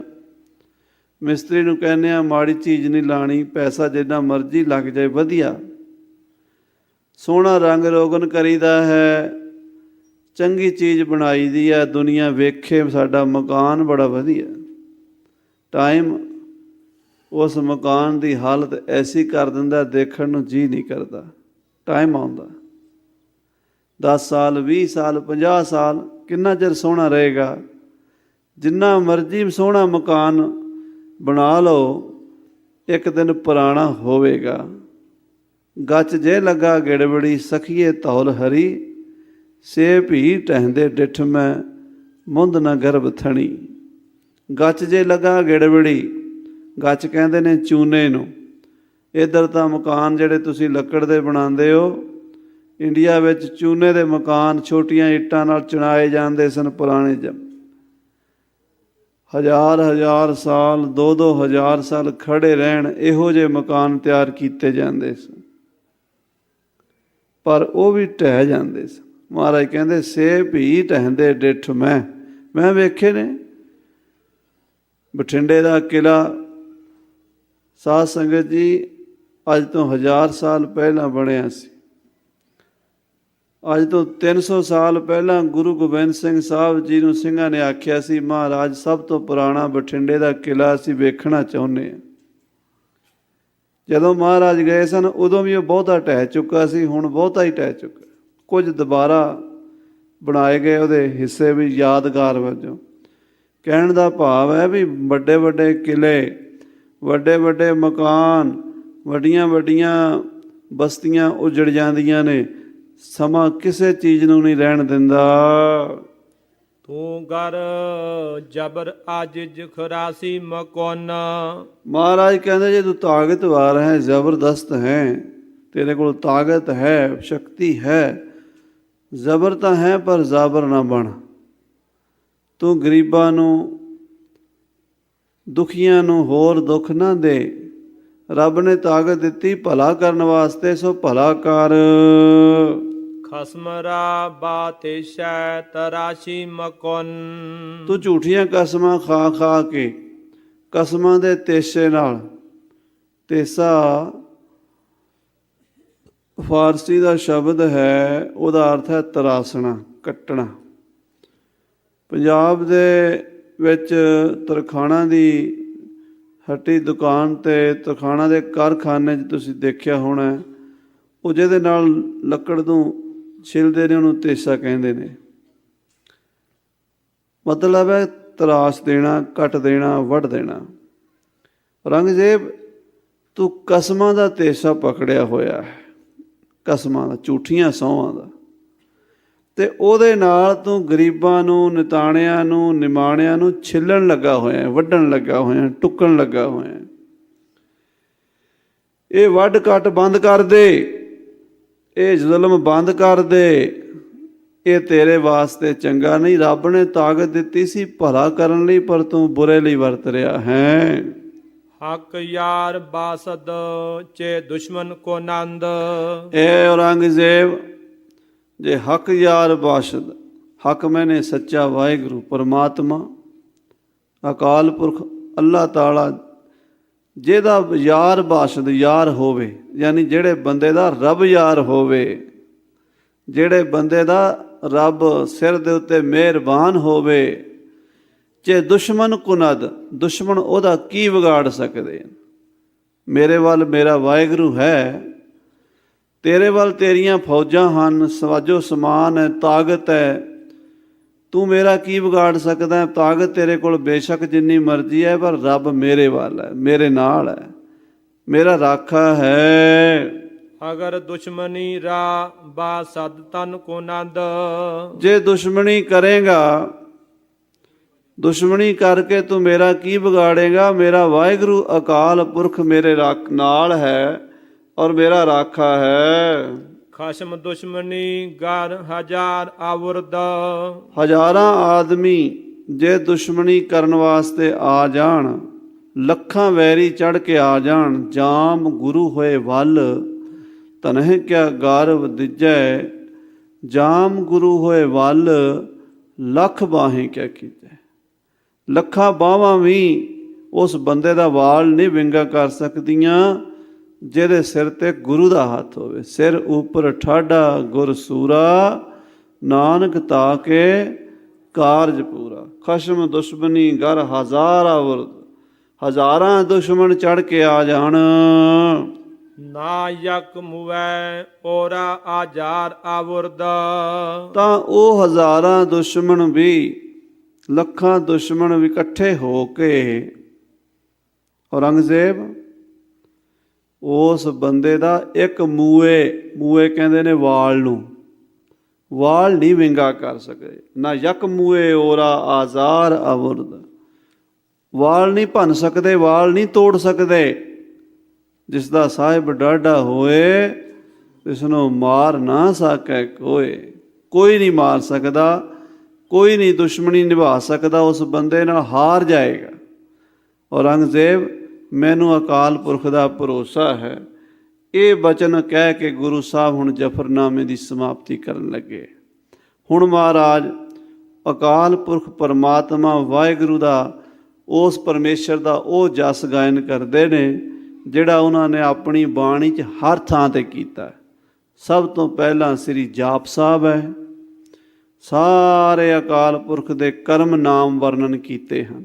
ਤੋ ਸਰਬ ਨਾਮ ਕਥੈ ਕਵਣ, ਕਰਮ ਨਾਮ ਵਰਣਤ ਸੁਮਤ। ਕਰਮ ਨਾਮ ਜਿੰਨੇ ਪਰਮੇਸ਼ਰ ਤੇਰੇ ਗੁਣ ਹਨ, ਜਿੰਨੇ ਵੀ ਗੁਣ ਹਨ, ਉਹਨਾਂ ਨੂੰ ਨਮਸਕਾਰ ਹੈ। ਨਮਸਤਵੰ ਅਕਾਲੇ। ਤੂੰ ਕਾਲ ਤੋਂ ਰਹਿਤ ਹੈ, ਤੈਨੂੰ ਨਮਸਕਾਰ ਹੈ। ਨਮਸਤਵੰ ਕਿਰਪਾਲੇ। ਤੂੰ ਕਿਰਪਾ ਦਾ ਘਰ ਹੈ, ਤੈਨੂੰ ਨਮਸਕਾਰ ਹੈ। ਬੇਅੰਤ ਗੁਣਾਂ ਦਾ ਮਾਲਕ ਵਾਹਿਗੁਰੂ, ਉਹਨੂੰ ਮਹਾਰਾਜ ਨੇ ਜਾਪ ਸਾਹਿਬ ਵਿੱਚ ਉਹਦਾ ਜਾਪ ਕੀਤਾ। ਦੂਸਰੀ ਬਾਣੀ ਸ੍ਰੀ ਦਸਮ ਗ੍ਰੰਥ ਸਾਹਿਬ ਜੀ ਦੇ ਅੰਦਰ ਹੈ ਸ੍ਰੀ ਅਕਾਲ ਉਸਤਤ ਸਾਹਿਬ। ਅਕਾਲ ਦੀ ਉਸਤਤ ਕੀਤੀ ਹੈ। ਜਿਹੜਾ ਪ੍ਰਮਾਤਮਾ ਵਾਹਿਗੁਰੂ ਕਾਲ ਵਿੱਚ ਨਹੀਂ ਆਉਂਦਾ, ਟਾਈਮ ਵਿੱਚ ਨਹੀਂ ਆਉਂਦਾ, ਜਿਹਦੀ ਹਿਸਟਰੀ ਨਹੀਂ ਲਿਖੀ ਜਾਂਦੀ, ਜੋ ਹਿਸਟਰੀ ਲੈਸ ਹੈ, ਉਹ ਪ੍ਰਮਾਤਮਾ ਮਹਾਰਾਜ ਕਹਿੰਦੇ ਹੈ ਪ੍ਰਣੋ ਆਦ ਏਕੰਕਾਰਾ ਜਲ ਥਲ ਮਹੀਲ ਕੀਓ ਪਸਾਰਾ। ਆਦ ਪੁਰਖ ਅਭਗਤ ਅਵਿਨਾਸੀ ਲੋਕ ਚਤੁਰਦਸ ਜੋਤ ਪ੍ਰਕਾਸ਼ੀ। ਹਸਤ ਕੀਟ ਕੇ ਬੀਚ ਸਮਾਨਾ ਰਾਵ ਰੰਕ ਜਿਹ ਇੱਕ ਸਰ ਜਾਨਾ। ਫਿਰ ਮਹਾਰਾਜ ਨੇ ਬਾਣੀ ਲਿਖੀ ਬਚਿੱਤਰ ਨਾਟਕ। ਬਚਿੱਤਰ ਨਾਟਕ ਦਾ ਮਤਲਬ ਹੈ ਉਹ ਨਾਟਕ ਜਿਹੜਾ ਵਿਚਿੱਤਰ ਹੋਵੇ, ਉਹ ਤਮਾਸ਼ਾ ਜਿਹੜੇ ਤਮਾਸ਼ੇ ਦਾ ਹਰ ਸੀਨ ਹੀ ਵੱਖੋ ਵੱਖ ਹੋਵੇ। ਆਖੋ ਸਤਿਨਾਮ ਸ੍ਰੀ ਵਾਹਿਗੁਰੂ। ਨਾਟਕ ਦਾ ਮਤਲਬ ਕੀ ਹੈ? ਨਾ ਟਿਕਣ ਵਾਲਾ, ਨਾ ਟਿਕ, ਜਿਹੜਾ ਟਿਕਦਾ ਨਹੀਂ, ਚੱਲੀ ਜਾਂਦਾ ਚੱਲੀ ਜਾਂਦਾ ਚੱਲੀ ਜਾਂਦਾ। ਆਖੋ ਸ੍ਰੀ ਵਾਹਿਗੁਰੂ। ਦੁਨੀਆ ਦਾ ਤਮਾਸ਼ਾ ਕਦੀ ਰੁਕਿਆ ਨਹੀਂ। ਟਾਈਮ ਚੱਲ ਰਿਹਾ, ਉਹ ਵੀ ਚੱਲ ਰਿਹਾ। ਜਿਹੜੇ ਫੁੱਲ ਵਰਗੇ ਬੱਚੇ ਪੈਦਾ ਹੁੰਦੇ ਨੇ 40 ਦਿਨਾਂ 'ਚ ਦੁੱਗਣੇ ਹੋ ਜਾਂਦੇ ਨੇ, ਸਾਲ 'ਚ ਚੌਗਣੇ ਹੋ ਜਾਂਦੇ ਨੇ, 10 ਸਾਲਾਂ 'ਚ ਤਗੜੇ ਹੋ ਜਾਂਦੇ, 20 'ਚ ਜਵਾਨ ਹੋ ਜਾਂਦੇ ਹੈ, ਅਤੇ ਫਿਰ ਹੌਲੇ ਹੌਲੇ ਹੌਲੇ ਬੁਢੇਪੇ ਵੱਲ ਜਾਂਦੇ ਹੈ, ਮੌਤ ਵੱਲ ਜਾਂਦੇ ਹੈ। ਹਰ ਚੀਜ਼ ਬਦਲਦੀ ਰਹਿੰਦੀ, ਟਿਕਦੀ ਤਾਂ ਕੋਈ ਨਹੀਂ। ਹਰ ਦਰਖਤ, ਹਰ ਵਸਤੂ ਸੰਸਾਰ ਦੀ ਪਰਿਵਰਤਨਸ਼ੀਲ ਹੈ, ਬਦਲੀ ਜਾਂਦੀ ਹੈ। ਨਹੀਂ ਟਿਕਦਾ ਜਿਹੜਾ ਨਾਟਕ, ਉਹਨੂੰ ਕਹਿੰਦੇ ਆ ਵਿਚਿੱਤਰ ਨਾਟਕ। ਸੰਸਾਰ ਦਾ ਇਹ ਤਮਾਸ਼ਾ ਹੈ। ਗੁਰੂ ਸਾਹਿਬ ਆਪਣੀ ਕਲਮ ਨਾਲ ਲਿਖਦੇ, ਮੈਂ ਹੋਂ ਪਰਮ ਪੁਰਖ ਕੋ ਦਾਸਾ ਦੇਖਣ ਆਇਓ ਜਗਤ ਤਮਾਸ਼ਾ। ਮੈਂ ਅਕਾਲ ਪੁਰਖ ਦਾ ਦਾਸ, ਇਸ ਤਮਾਸ਼ੇ ਨੂੰ ਦੇਖਣ ਆਇਆ, ਭੇਜਿਆ ਵਾਹਿਗੁਰੂ ਨੇ, ਦੇਖ ਰਿਹਾ ਹਾਂ। ਹੁਣ ਨਾਟਕ ਦੇਖਣ ਵਾਲੇ ਦੋ ਤਰ੍ਹਾਂ ਦੇ ਹਨ। ਇੱਕ ਉਹ ਵੀ ਤੁਸੀਂ ਦੇਖੇ ਹੋਣਗੇ, ਜਦੋਂ ਹੀਰੋ ਨੂੰ ਕੁੱਟ ਪੈਂਦੀ ਹੈ ਨਾ ਫਿਲਮ ਦੇ ਵਿੱਚ, ਅਤੇ ਉਹ ਕੁਰਸੀ ਦੇ ਨਾਲ ਸੁੰਗੜ ਜਾਂਦੇ ਆ ਵਿਚਾਰੇ ਨੂੰ। ਉਹਨਾਂ ਨੂੰ ਡਰ ਲੱਗਦਾ ਵੀ ਹੀਰੋ ਨੂੰ ਮਾਰ ਕਿਉਂ ਪੈ ਰਹੀ ਹੈ। ਜਦੋਂ ਵਿਲਨ ਨੂੰ ਮਾਰ ਪੈਂਦੀ ਹੈ, ਉਹ ਕਹਿੰਦੇ ਹੋਰ ਮਾਰ ਹੋਰ ਮਾਰ ਹੋਰ ਮਾਰ, ਉਛਲ ਉਛਲ ਗਏ। ਉਹ ਕੀ, ਉਹ ਤਮਾਸ਼ੇ ਦੇ ਵਿੱਚ ਹੀ ਵੜ ਗਏ, ਵਿੱਚੇ ਹੀ ਵੜ ਗਏ, ਭੁੱਲ ਗਏ ਵੀ ਇਹ ਤਮਾਸ਼ਾ। ਉਹਨਾਂ ਨੇ ਉਹਨੂੰ ਸੱਚਾ ਸਮਝ ਲਿਆ। ਹੀਰੋ ਨੂੰ ਕੁੱਟ ਪਈ, ਡਰ ਗਏ। ਵਿਲਨ ਨੂੰ ਕੁੱਟ ਪਈ, ਖੁਸ਼ ਹੋਏ। ਤਮਾਸ਼ੇ ਦੇ ਵਿੱਚ ਹੀ ਖੁੱਭ ਗਏ। ਇੱਕ ਉਹ ਸਿਆਣੇ ਦਰਸ਼ਕ ਹਨ, ਉਹ ਦਰਸ਼ਕ ਇਹ ਸਮਝਦੇ ਹਨ ਇਹ ਤਮਾਸ਼ਾ ਹੈ ਬਸ। ਨਾ ਹੀਰੋ ਨੂੰ ਕੁੱਟ ਪੈਣੀ ਹੈ, ਨਾ ਖਲਨਾਇਕ ਨੂੰ ਪੈਣੀ ਹੈ, ਨਾ ਨਾਇਕ ਨੂੰ ਪੈਣੀ ਹੈ। ਇਹ ਤਾਂ ਉਹਦੀ, ਇਹ ਤਾਂ ਰਚਨ ਰਚਿਆ ਕਰਤਾਰ, ਇਹ ਤਾਂ ਰਚਨ ਰਚਿਆ ਕਰਤਾਰ, ਇਹ ਤਾਂ ਉਹਦੀ ਖੇਡ ਹੈ। ਸ੍ਰੀ ਕਲਗੀਧਰ ਜੀ ਤੋਂ ਰਾਜਸਥਾਨ 'ਚ ਇੱਕ ਮਾਈ ਨੇ ਅਫਸੋਸ ਨਾਲ ਪੁੱਛਿਆ, ਮਹਾਰਾਜ ਜਦੋਂ ਮੈਂ ਅਨੰਦਪੁਰ ਗਈ ਸੀ, ਤੁਹਾਡੇ ਚਾਰੇ ਪੁੱਤਰ ਬੜੇ ਸੋਹਣੇ ਮੈਂ ਵੇਖੇ ਸੀ, ਬਹੁਤ ਹੀ ਸੋਹਣੇ ਸੀ। ਬਾਬਾ ਜੀਤ ਸਿੰਘ, ਬਾਬਾ ਜੁਝਾਰ ਸਿੰਘ, ਬਾਬਾ ਜੋਰਾਵਰ ਸਿੰਘ, ਬਾਬਾ ਫਤਿਹ ਸਿੰਘ। ਕੀ ਭਾਣਾ ਵਰਤ ਗਿਆ, ਚਾਰੇ ਦੇ ਚਾਰੇ ਸ਼ਹੀਦ ਹੋ ਗਏ। ਮਹਾਰਾਜ ਕਹਿਣ ਲੱਗੇ, ਮਾਤਾ ਜ਼ਮੀਨ 'ਤੇ ਲਕੀਰਾਂ ਖਿੱਚ। ਉਸ ਮਾਈ ਨੇ ਆਪਣੀ ਉਂਗਲ ਨਾਲ ਮਿੱਟੀ 'ਤੇ ਲਕੀਰਾਂ ਪਾਈਆਂ। ਹਜ਼ੂਰ ਕਹਿੰਦੇ, ਮਾਈ ਲਕੀਰਾਂ ਪਾਉਣ ਨਾਲ ਤੈਨੂੰ ਕੋਈ ਖੁਸ਼ੀ ਹੋਈ ਹੈ? ਕਹਿੰਦੀ, ਜੀ ਕੋਈ ਖੁਸ਼ੀ ਨਹੀਂ, ਇਹ ਤਾਂ ਬਚਪਨ ਤੋਂ ਮਿੱਟੀ ਨਾਲ ਖੇਡਦੇ, ਇਹਦੇ 'ਚ ਕਾਹਦੀ ਖੁਸ਼ੀ ਹੈ? ਫਿਰ ਮਾਈ ਮਿਟਾ ਦੇ। ਮਾਈ ਨੇ ਹੱਥ ਫੇਰਿਆ, ਉਹ ਮਿੱਟੀ 'ਤੇ ਪਾਈਆਂ ਲਕੀਰਾਂ ਮਿਟ ਗਈਆਂ। ਮਾਈ ਤੈਨੂੰ ਕੋਈ ਗਮੀ ਹੋਈ ਹੈ ਲਕੀਰਾਂ ਮਿਟਣ ਦੀ?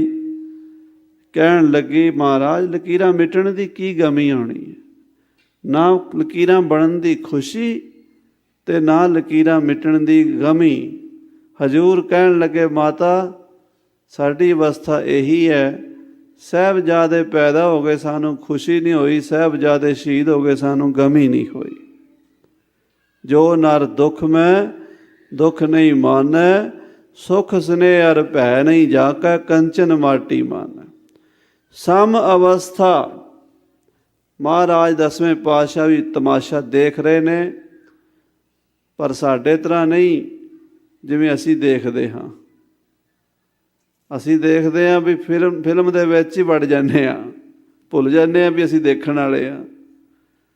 ਉਹ ਦੇਖ ਰਹੇ ਆ ਵੇਖਣ ਵਾਲੇ ਬਣ ਕੇ ਵੀ ਇਹ ਤਾਂ ਇੱਕ ਤਮਾਸ਼ਾ ਹੈ। ਮੈਂ ਹੂੰ ਪਰਮ ਪੁਰਖ ਕੋ ਦਾਸਾ, ਦੇਖਣ ਆਇਓ ਜਗਤ ਤਮਾਸ਼ਾ। ਸੋ ਜਗਤ ਦੇ ਤਮਾਸ਼ੇ ਦਾ ਹੁਣ ਮਹਾਰਾਜ ਨੇ ਬਚਿੱਤਰ ਨਾਟਕ ਵਿੱਚ ਜ਼ਿਕਰ ਕੀਤਾ। ਸਾਰੀ ਬਾਣੀ, ਜਿੱਥੇ ਵੀ ਦਸਮ ਦੀ ਬਾਣੀ, ਕੋਈ ਜੰਗ ਦੀ ਬਾਣੀ ਹੈ, ਕੋਈ ਚਰਿੱਤਰਾਂ ਦੀ ਬਾਣੀ ਹੈ, ਕਿਸੇ ਵੀ ਪੱਖ ਦੀ ਹੈ, ਉਹਦੇ 'ਚ ਪਰਮੇਸ਼ਰ ਦਾ ਨਾਮ ਜ਼ਰੂਰ ਲਿਆ। ਕੋਈ ਬਾਣੀ ਪੜ੍ਹ ਲਓ ਦਸਮ ਦੀ, ਜਫਰਨਾਮੇ ਵਿੱਚ ਹੁਣ ਪਰਮੇਸ਼ਰ ਦਾ ਨਾਮ ਹੀ ਆ ਰਿਹਾ। ਜਿਹੜੀ ਗੱਲ ਵੀ ਸ਼ੁਰੂ ਕੀਤੀ ਉਹ ਪਰਮੇਸ਼ਰ ਦੇ ਨਾਮ ਤੋਂ ਕੀਤੀ ਆ, ਜਿਹੜੀ ਗੱਲ ਸਮਾਪਤ ਕੀਤੀ ਆ ਉਹ ਪਰਮੇਸ਼ਰ ਦੇ ਨਾਮ 'ਤੇ ਕੀਤੀ। ਸਭ ਤੋਂ ਅਖੀਰਲੀ ਪੰਕਤੀ 'ਚ ਵੀ ਮਹਾਰਾਜ ਕਹਿੰਦੇ, ਲੱਭਾ ਲੰਬ ਕੁਨ ਦੰਬ ਦਮ ਨੋਸ਼ ਕੁਨ, ਗਮੇ ਹਰ ਦੋ ਆਲਮ ਫਰਾਮੋਸ਼ ਕੁਨ। ਜਿਵੇਂ ਗੁਰੂ ਗ੍ਰੰਥ ਸਾਹਿਬ 'ਚ ਆਉਂਦਾ 18, 10, 20। ਦਸਮ ਦੇ ਵਿੱਚ ਆਉਂਦਾ ਲੱਭਾ ਲੱਭ ਕੁਨ ਦੰਬ ਦਮ ਨੋਸ਼ ਕੁਨ, ਗਮੇ ਹਰ ਦੋ ਆਲਮ ਫਰਾਮੋਸ਼ ਕੁਨ। ਹੇ ਵਾਹਿਗੁਰੂ, ਮੈਨੂੰ ਆਪਣੇ ਨਾਮ ਦਾ ਹਰਾ ਹਰਾ ਪਿਆਲਾ ਪਿਆ ਦੇ। ਤੇਰੇ ਨਾਮ ਦਾ ਜਾਮ ਪੀ ਕੇ ਮੈਨੂੰ ਦੁਨੀਆ ਦੇ ਦੋਵੇਂ ਜਹਾਨਾਂ ਦੇ ਗਮ ਭੁੱਲ ਜਾਣ, ਲੋਕ ਦੇ ਵੀ ਤੇ ਪਰਲੋਕ ਦੇ ਵੀ। ਇਹ ਨਾਮ ਦੀ ਮਹਿਮਾ ਹੈ। ਸ੍ਰੀ ਗੁਰੂ ਗੋਬਿੰਦ ਸਿੰਘ ਸਾਹਿਬ ਦੀ ਬਾਣੀ ਹੁਣ ਲਿਖਣ ਲੱਗੇ ਪਰਮਾਤਮਾ ਦੇ ਕੁਝ ਖਾਸ ਨਾਮ, ਜਿਹੜੇ ਔਰੰਗਜ਼ੇਬ ਪੜ੍ਹੇਗਾ ਆਖੋ ਸਤਨਾਮ ਸ੍ਰੀ ਵਾਹਿਗੁਰੂ। ਹਾਂਜੀ। ਆਗੰਜੋ ਆਪੰਜੋ ਆਰੂਪੋ ਆਰੇਖ। ਆਗੰਜੋ, ਜੋ ਗੰਜਨ ਨਹੀਂ ਹੋ ਸਕਦਾ, ਤੋੜਿਆ ਨਹੀਂ ਜਾ ਸਕਦਾ, ਮਿਟਿਆ ਨਹੀਂ ਜਾ ਸਕਦਾ, ਮਾਰਿਆ ਨਹੀਂ ਜਾ ਸਕਦਾ, ਭੰਨਿਆ ਨਹੀਂ ਜਾ ਸਕਦਾ, ਉਹ ਅਗੰਜੋ ਹੈ। ਜਿਹਦਾ ਨਾਸ ਨਾ ਹੋਵੇ ਉਸ ਪ੍ਰਭੂ ਨੂੰ ਆਗੰਜ ਕਹਿੰਦੇ ਹਨ। ਗੰਜ ਨਾਮ ਫਾਰਸੀ 'ਚ ਗਿਣਤੀ ਦਾ ਵੀ ਹੈ।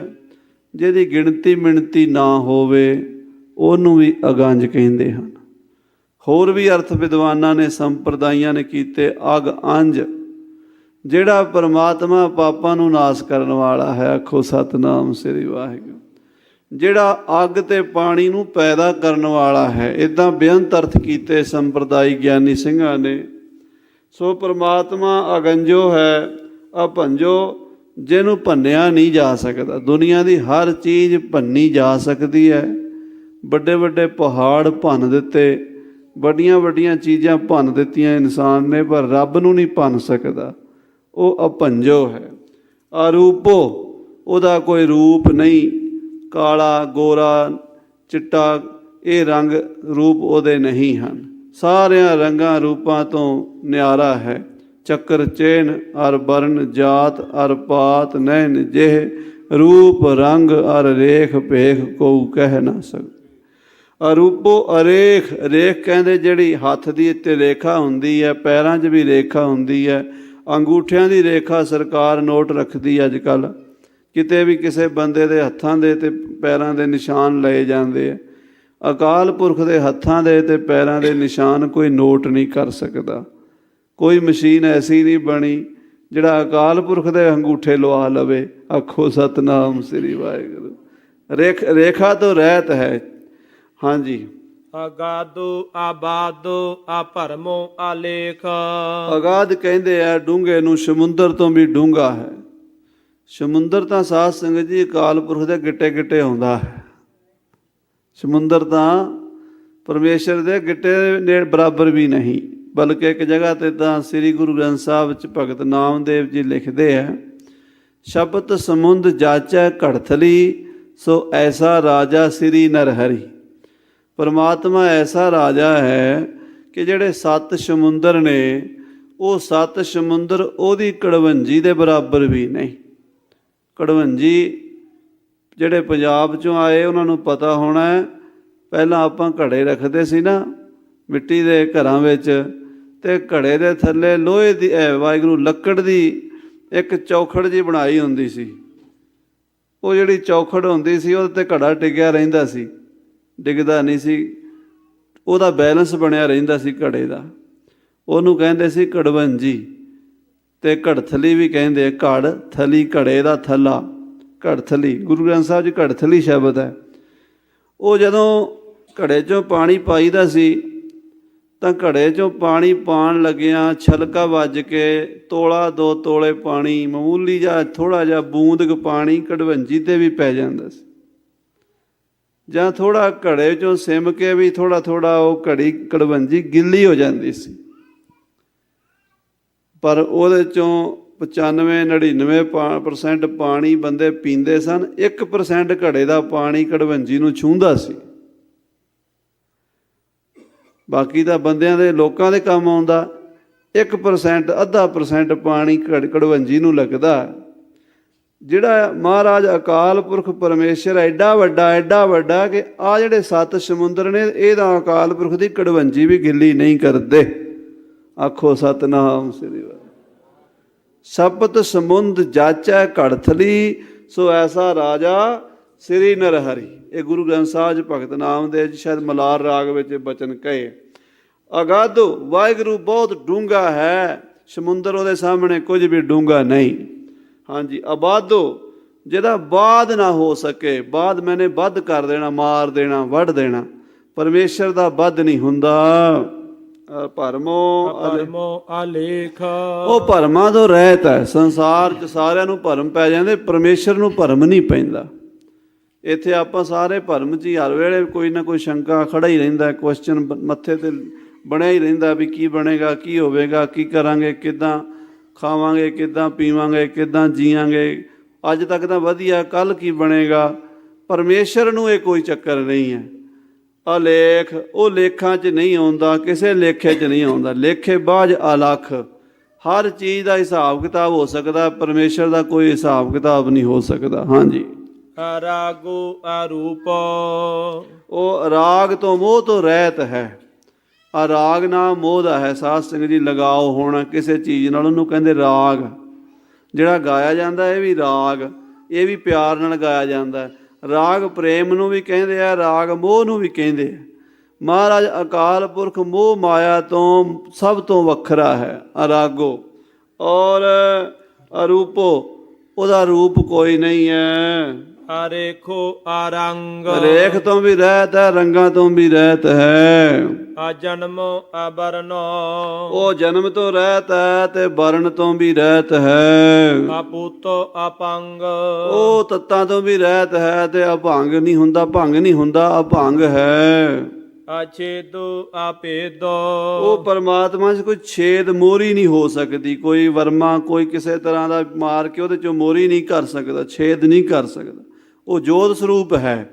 ਔਰ ਉਹ ਭੇਦ ਤੋਂ ਰਹਿਤ, ਉਹਦਾ ਕੋਈ ਭੇਦ ਨਹੀਂ ਪਾ ਸਕਦਾ। ਅਕਰਮੋ ਅਕਾਮ, ਉਹ ਪਰਮਾਤਮਾ ਕਰਮਾਂ ਤੋਂ ਰਹਿਤ, ਕਾਮਨਾ ਤੋਂ ਵੀ ਰਹਿਤ ਹੈ। ਅਖੇਦੋ ਅਭੇਦੋ, ਉਹਨੂੰ ਕੋਈ ਖੇਦ ਦੁੱਖ ਨਹੀਂ ਹੈ ਤੇ ਉਹਦਾ ਕੋਈ ਭੇਦ ਨਹੀਂ ਪਾ ਸਕਦਾ। ਅਭਰਮੋ ਅਪਾਮ, ਉਹ ਪ੍ਰਮਾਤਮਾ ਭਰਮ ਤੋਂ ਰਹਿਤ ਹੈ ਤੇ ਅਭਾਮ ਇਸਤਰੀ ਤੋਂ ਰਹਿਤ ਹੈ। ਭਾਵ ਇੱਥੇ ਸੰਸਾਰ 'ਚ ਕੋਈ ਵੀ ਹੈ, ਉਹਦੀ ਜੋੜਾ ਹੈ।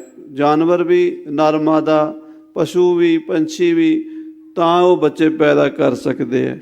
ਪਰ ਅਕਾਲ ਪੁਰਖ ਵਾਹਿਗੁਰੂ ਨੇ ਆਪ ਹੀ ਇਸਤਰੀ ਬਣਿਆ, ਆਪ ਹੀ ਪੁਰਸ਼ ਬਣਿਆ, ਆਪੇ ਨਰ ਆਪੇ ਫੁਨ ਨਾਰੀ। ਆਪ ਹੀ ਉਹਨੇ ਸਾਰਾ ਕੁਝ ਆਪਣੇ ਚੋਂ ਪੈਦਾ ਕੀਤਾ ਹੈ। ਆਰੇਖੋ ਆਪੇਖੋ, ਉਹ ਪਰਮਾਤਮਾ ਰੇਖ ਤੋਂ ਰਹਿਤ ਹੈ ਤੇ ਭੇਖ ਤੋਂ ਵੀ ਰਹਿਤ ਹੈ। ਲੇਖੋ ਆਪੰਗ, ਲੇਖੇ ਤੋਂ ਬਾਝ ਹੈ ਤੇ ਅਭੰਗ ਹੈ। ਭੰਗ ਨਹੀਂ ਹੁੰਦਾ ਕਿਸੇ ਦੁਆਰਾ, ਉਹਨੂੰ ਕੋਈ ਭੰਗ ਨਹੀਂ ਕਰ ਸਕਦਾ। ਜਿਵੇਂ ਕੋਈ ਕੌਂਸਲ ਬਣਦੀ, ਕੋਈ ਸਭਾ ਬਣਦੀ, ਕੋਈ ਸੁਸਾਇਟੀ ਬਣਦੀ, 5-7 ਸਾਲ ਬਾਅਦ ਕਹਿੰਦੇ ਇਹਨੂੰ ਭੰਗ ਕਰ ਦਿਓ, ਇਹਨੂੰ ਤੋੜ ਦਿਓ। ਕੋਈ ਚੀਜ਼ ਬਣਾਈ, ਇਹਨੂੰ ਭੰਗ ਕਰ ਦਿਓ। ਅਕਾਲ ਪੁਰਖ ਨੂੰ ਕੋਈ ਭੰਗ ਨਹੀਂ ਕਰ ਸਕਦਾ। ਖੁਦਾਵੰਦ ਬਖਸ਼ੰਦੇ ਰੰਗ ਰੰਗ, ਉਹ ਪਰਮਾਤਮਾ ਰੰਗ ਰੰਗ ਦੀਆਂ ਬਖਸ਼ਾਂ ਕਰਦਾ, ਰੰਗ ਰੰਗ ਦੀਆਂ। ਖੁਦਾਵੰਦ ਬਖਸ਼ਿੰਦ ਹੈ ਰੰਗ ਰੰਗ। ਇਹ ਸਾਹਿਬ ਕਲਗੀਧਰ ਜੀ ਨੇ ਪਹਿਲੀ ਹਕਾਇਤ ਲਿਖੀ। ਇਹਦੇ ਵਿੱਚ ਮਹਾਰਾਜ ਨੇ ਆਪਣੀ ਸਾਰੀ ਦਾਸਤਾਨ ਬਿਆਨ ਕਰਕੇ ਫਿਰ 11 ਕਹਾਣੀਆਂ ਉਸ ਬਾਦਸ਼ਾਹ ਨੂੰ ਐਸੀਆਂ ਸੁਣਾਈਆਂ ਜਿਹੜੀਆਂ ਵੱਖੋ ਵੱਖ ਵਿਸ਼ਿਆਂ 'ਤੇ ਸਨ। ਉਹਦੇ ਵਿੱਚ ਬਾਦਸ਼ਾਹ ਨੂੰ ਤੋਲਿਆ ਉਹਨਾਂ ਕਹਾਣੀਆਂ ਦੇ ਨਾਲ,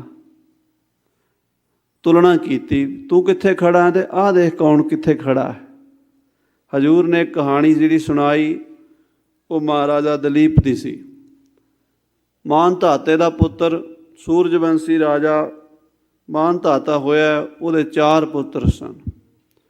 ਮਹਾਰਾਜ 10ਵੇਂ ਪਾਤਸ਼ਾਹ ਲਿਖਦੇ ਨੇ 4 ਪੁੱਤਰਾਂ ਨੂੰ ਰਾਜੇ ਨੇ ਸੱਦਿਆ, ਮਾਨ ਧਾਤੇ ਨੇ। ਵੱਡੇ ਪੁੱਤਰ ਨੂੰ 10,000 ਹਾਥੀ 10 ਲੱਖ ਮੋਹਰਾਂ ਦਿੱਤੀਆਂ ਸੋਨੇ ਦੀਆਂ। ਛੋਟੇ ਪੁੱਤਰ ਨੂੰ 10,000 ਊਂਠ 10 ਲੱਖ ਮੋਹਰਾਂ ਸੋਨੇ ਦੀਆਂ। ਤੀਸਰੇ ਪੁੱਤਰ ਨੂੰ 10,000 ਘੋੜੇ 10 ਲੱਖ ਮੋਹਰਾਂ। ਚੌਥੇ ਪੁੱਤਰ ਨੂੰ 1 ਦਾਣਾ ਮੂੰਗੀ ਦਾ, ਅੱਧਾ ਦਾਣਾ ਛੋਲਿਆਂ ਦੀ ਦਾਲ ਦਾ ਦਿੱਤਾ। 4 ਪੁੱਤਰਾਂ ਨੂੰ ਕਿਹਾ ਜਾਓ ਆਪਣਾ ਆਪਣਾ ਕਮਾਓ ਅਤੇ ਆਪਣਾ ਆਪਣਾ ਖਾਓ। ਕਈ ਸਾਲ ਲੰਘ ਗਏ। ਸਤਿਯੁਗ ਦਾ ਸਮਾਂ ਸੀ, ਉਮਰਾਂ ਵੱਡੀ ਸੀ। ਉਹਨਾਂ ਪੁੱਤਰਾਂ ਨੇ ਕੋਈ ਪਰਵਾਹ ਨਾ ਕੀਤੀ। 4 ਨੂੰ ਇੱਕ ਵਾਰੀ ਇਕੱਠਿਆਂ ਹੀ ਸੱਦ ਲਿਆ ਮਹਾਰਾਜ ਮਾਨ ਧਾਤੇ ਨੇ। ਕਹਿਣ ਲੱਗਾ, ਬੱਚਿਓ ਇਹ ਦੱਸੋ ਜੋ ਜੋ ਤੁਹਾਨੂੰ ਦਿੱਤਾ ਸੀ ਉਹਦਾ ਕੀ ਬਣਿਆ ਹੈ।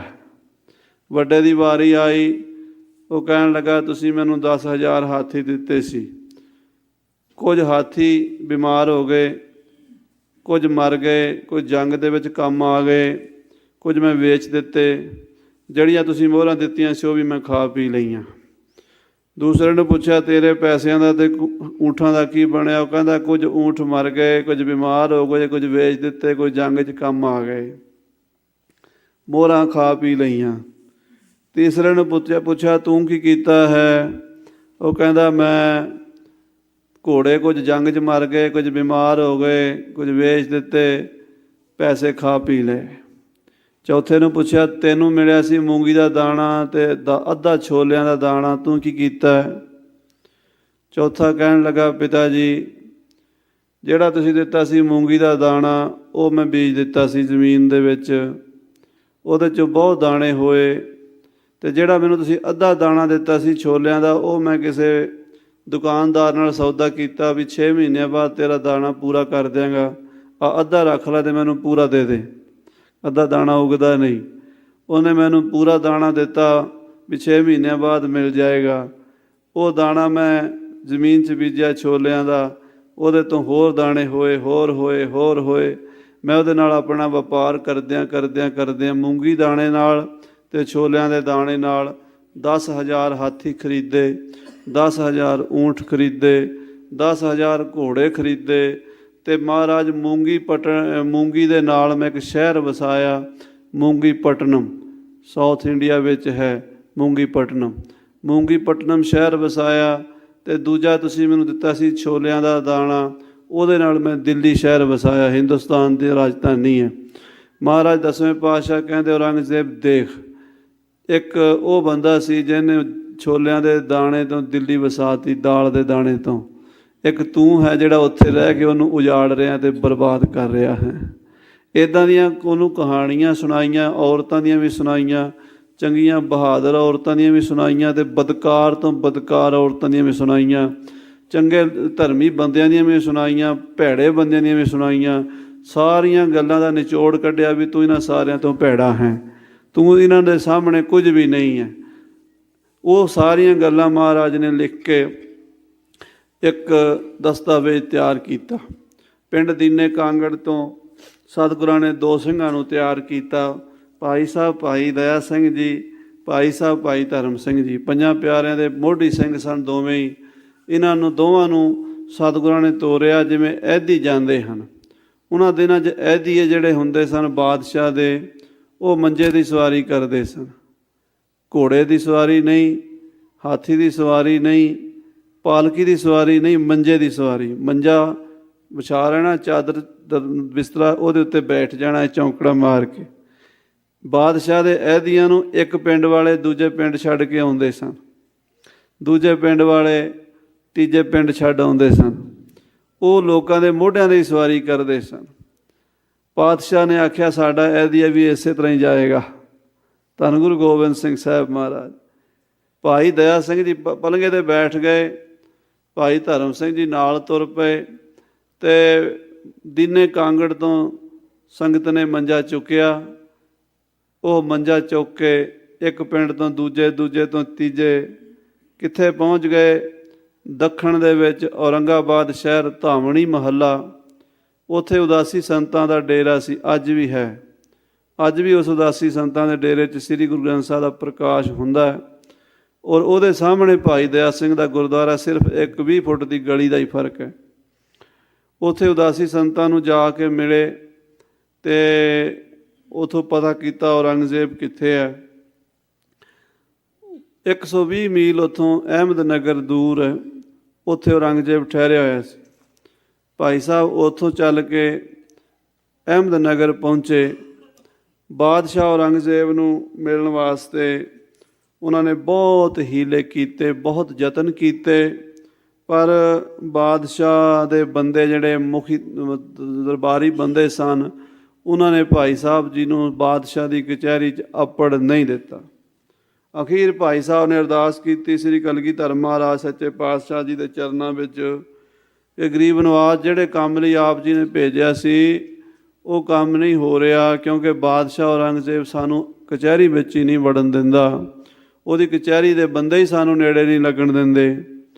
ਤਾਂ ਸਤਿਗੁਰਾਂ ਨੇ ਸਿੰਘਾਂ ਨੂੰ ਹੌਸਲਾ ਦਿੱਤਾ ਵੀ ਤੁਸੀਂ ਧੀਰਜ ਰੱਖੋ, ਅਸੀਂ ਆਪੇ ਹੀ ਔਰੰਗਜ਼ੇਬ ਨੂੰ ਪ੍ਰੇਰਨਾ ਕਰਾਂਗੇ। ਸਾਧ ਸੰਗਤ ਜੀ, ਔਰੰਗਜ਼ੇਬ ਬਾਦਸ਼ਾਹ ਆਤਮਿਕ ਬਲ ਰੱਖਦਾ ਸੀ, ਔਰ ਇਹ ਬਲ ਉਹਨੂੰ ਸਾਹਿਬ ਸ੍ਰੀ ਗੁਰੂ ਹਰਕ੍ਰਿਸ਼ਨ ਸਾਹਿਬ ਜੀ ਜਦੋਂ ਦਿੱਲੀ ਗਏ ਬੰਗਲਾ ਸਾਹਿਬ, ਉਹ ਬਾਦਸ਼ਾਹ ਨੇ ਜਿੱਦ ਕੀਤੀ ਕਿ ਮੈਨੂੰ ਕੋਈ ਗੁਰੂ ਸਾਹਿਬ ਦੇ ਦਰਸ਼ਨ ਕਰਾਓ। ਰਾਜਾ ਜੈ ਸਿੰਘ ਨੂੰ ਬੜੀ ਉਹਨੇ ਜ਼ੋਰ ਪਾਇਆ ਵੀ ਗੁਰੂ ਸਾਹਿਬ, ਗੁਰੂ ਹਰਕ੍ਰਿਸ਼ਨ ਸਾਹਿਬ ਮੇਰੇ ਦਰਬਾਰ 'ਚ ਆਉਣ ਜਾਂ ਮੈਨੂੰ ਆਪਣੇ ਦਰਬਾਰ 'ਚ ਆਉਣ ਦੀ ਆਗਿਆ ਦੇਣ। ਪਰ ਸਤਿਗੁਰੂ ਹਰਕ੍ਰਿਸ਼ਨ ਸਾਹਿਬ ਜੀ ਦਾ ਬਚਨ ਸੀ ਵੀ ਸਾਡੇ ਪਿਤਾ ਜੀ ਨੇ ਤੇਰੇ ਦਰਸ਼ਨ ਨਹੀਂ ਕੀਤੇ, ਨਾ ਤੈਨੂੰ ਦਰਸ਼ਨ ਦਿੱਤੇ, ਅਸੀਂ ਵੀ ਨਹੀਂ ਦਰਸ਼ਨ ਦੇ। ਨਹਿ ਮਲੇਸ਼ ਕੋ ਦਰਸ਼ਨ ਦੇ ਹੈ। ਜਿਹੜੇ ਬੰਦੇ ਨੇ ਆਪਣੇ ਭਰਾ ਮਾਰਤੇ ਹਨ, ਪਿਓ ਮਾਰ ਦਿੱਤਾ ਹੈ, ਜਿਹੜਾ ਬੰਦਾ ਧਰਮ ਦਾ ਦੋਖੀ ਹੈ, ਉਹਦੇ ਦਰਸ਼ਨ ਨਹੀਂ ਕਰਨੇ। ਸਤਿਗੁਰੂ ਹਰਕ੍ਰਿਸ਼ਨ ਸਾਹਿਬ ਜੀ ਮਹਾਰਾਜ ਨਹੀਂ ਬਾਦਸ਼ਾਹ ਕੋਲ ਗਏ।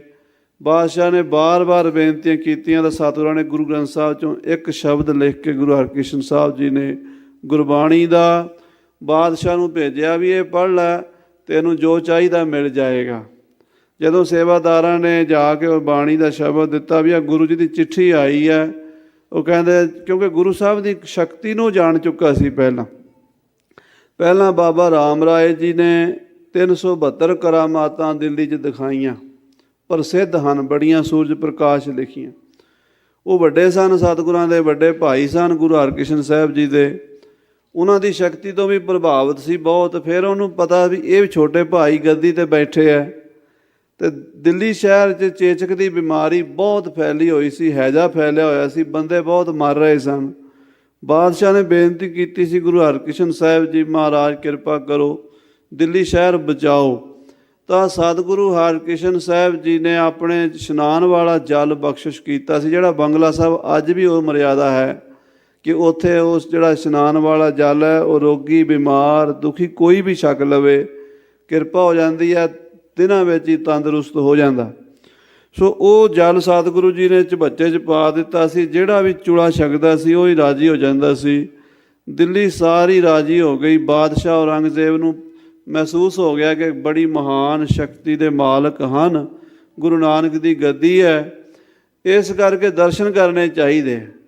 ਪਰ ਮਹਾਰਾਜ ਨੇ ਆਖਿਆ ਵੀ ਦਰਸ਼ਨ ਦੇਣੇ ਨਹੀਂ, ਜੇ ਦਰਸ਼ਨ ਕਰਨੇ ਆ ਗੁਰਬਾਣੀ ਦਾ ਸ਼ਬਦ ਪੜ੍ਹ ਲੈ, ਸਾਡੀ ਇਹਦੇ ਪੜ੍ਹਨ ਦੇ ਨਾਲ ਹੀ ਤੈਨੂੰ ਜੋ ਚਾਹੇਗਾ ਮਿਲ ਜਾਏਗਾ।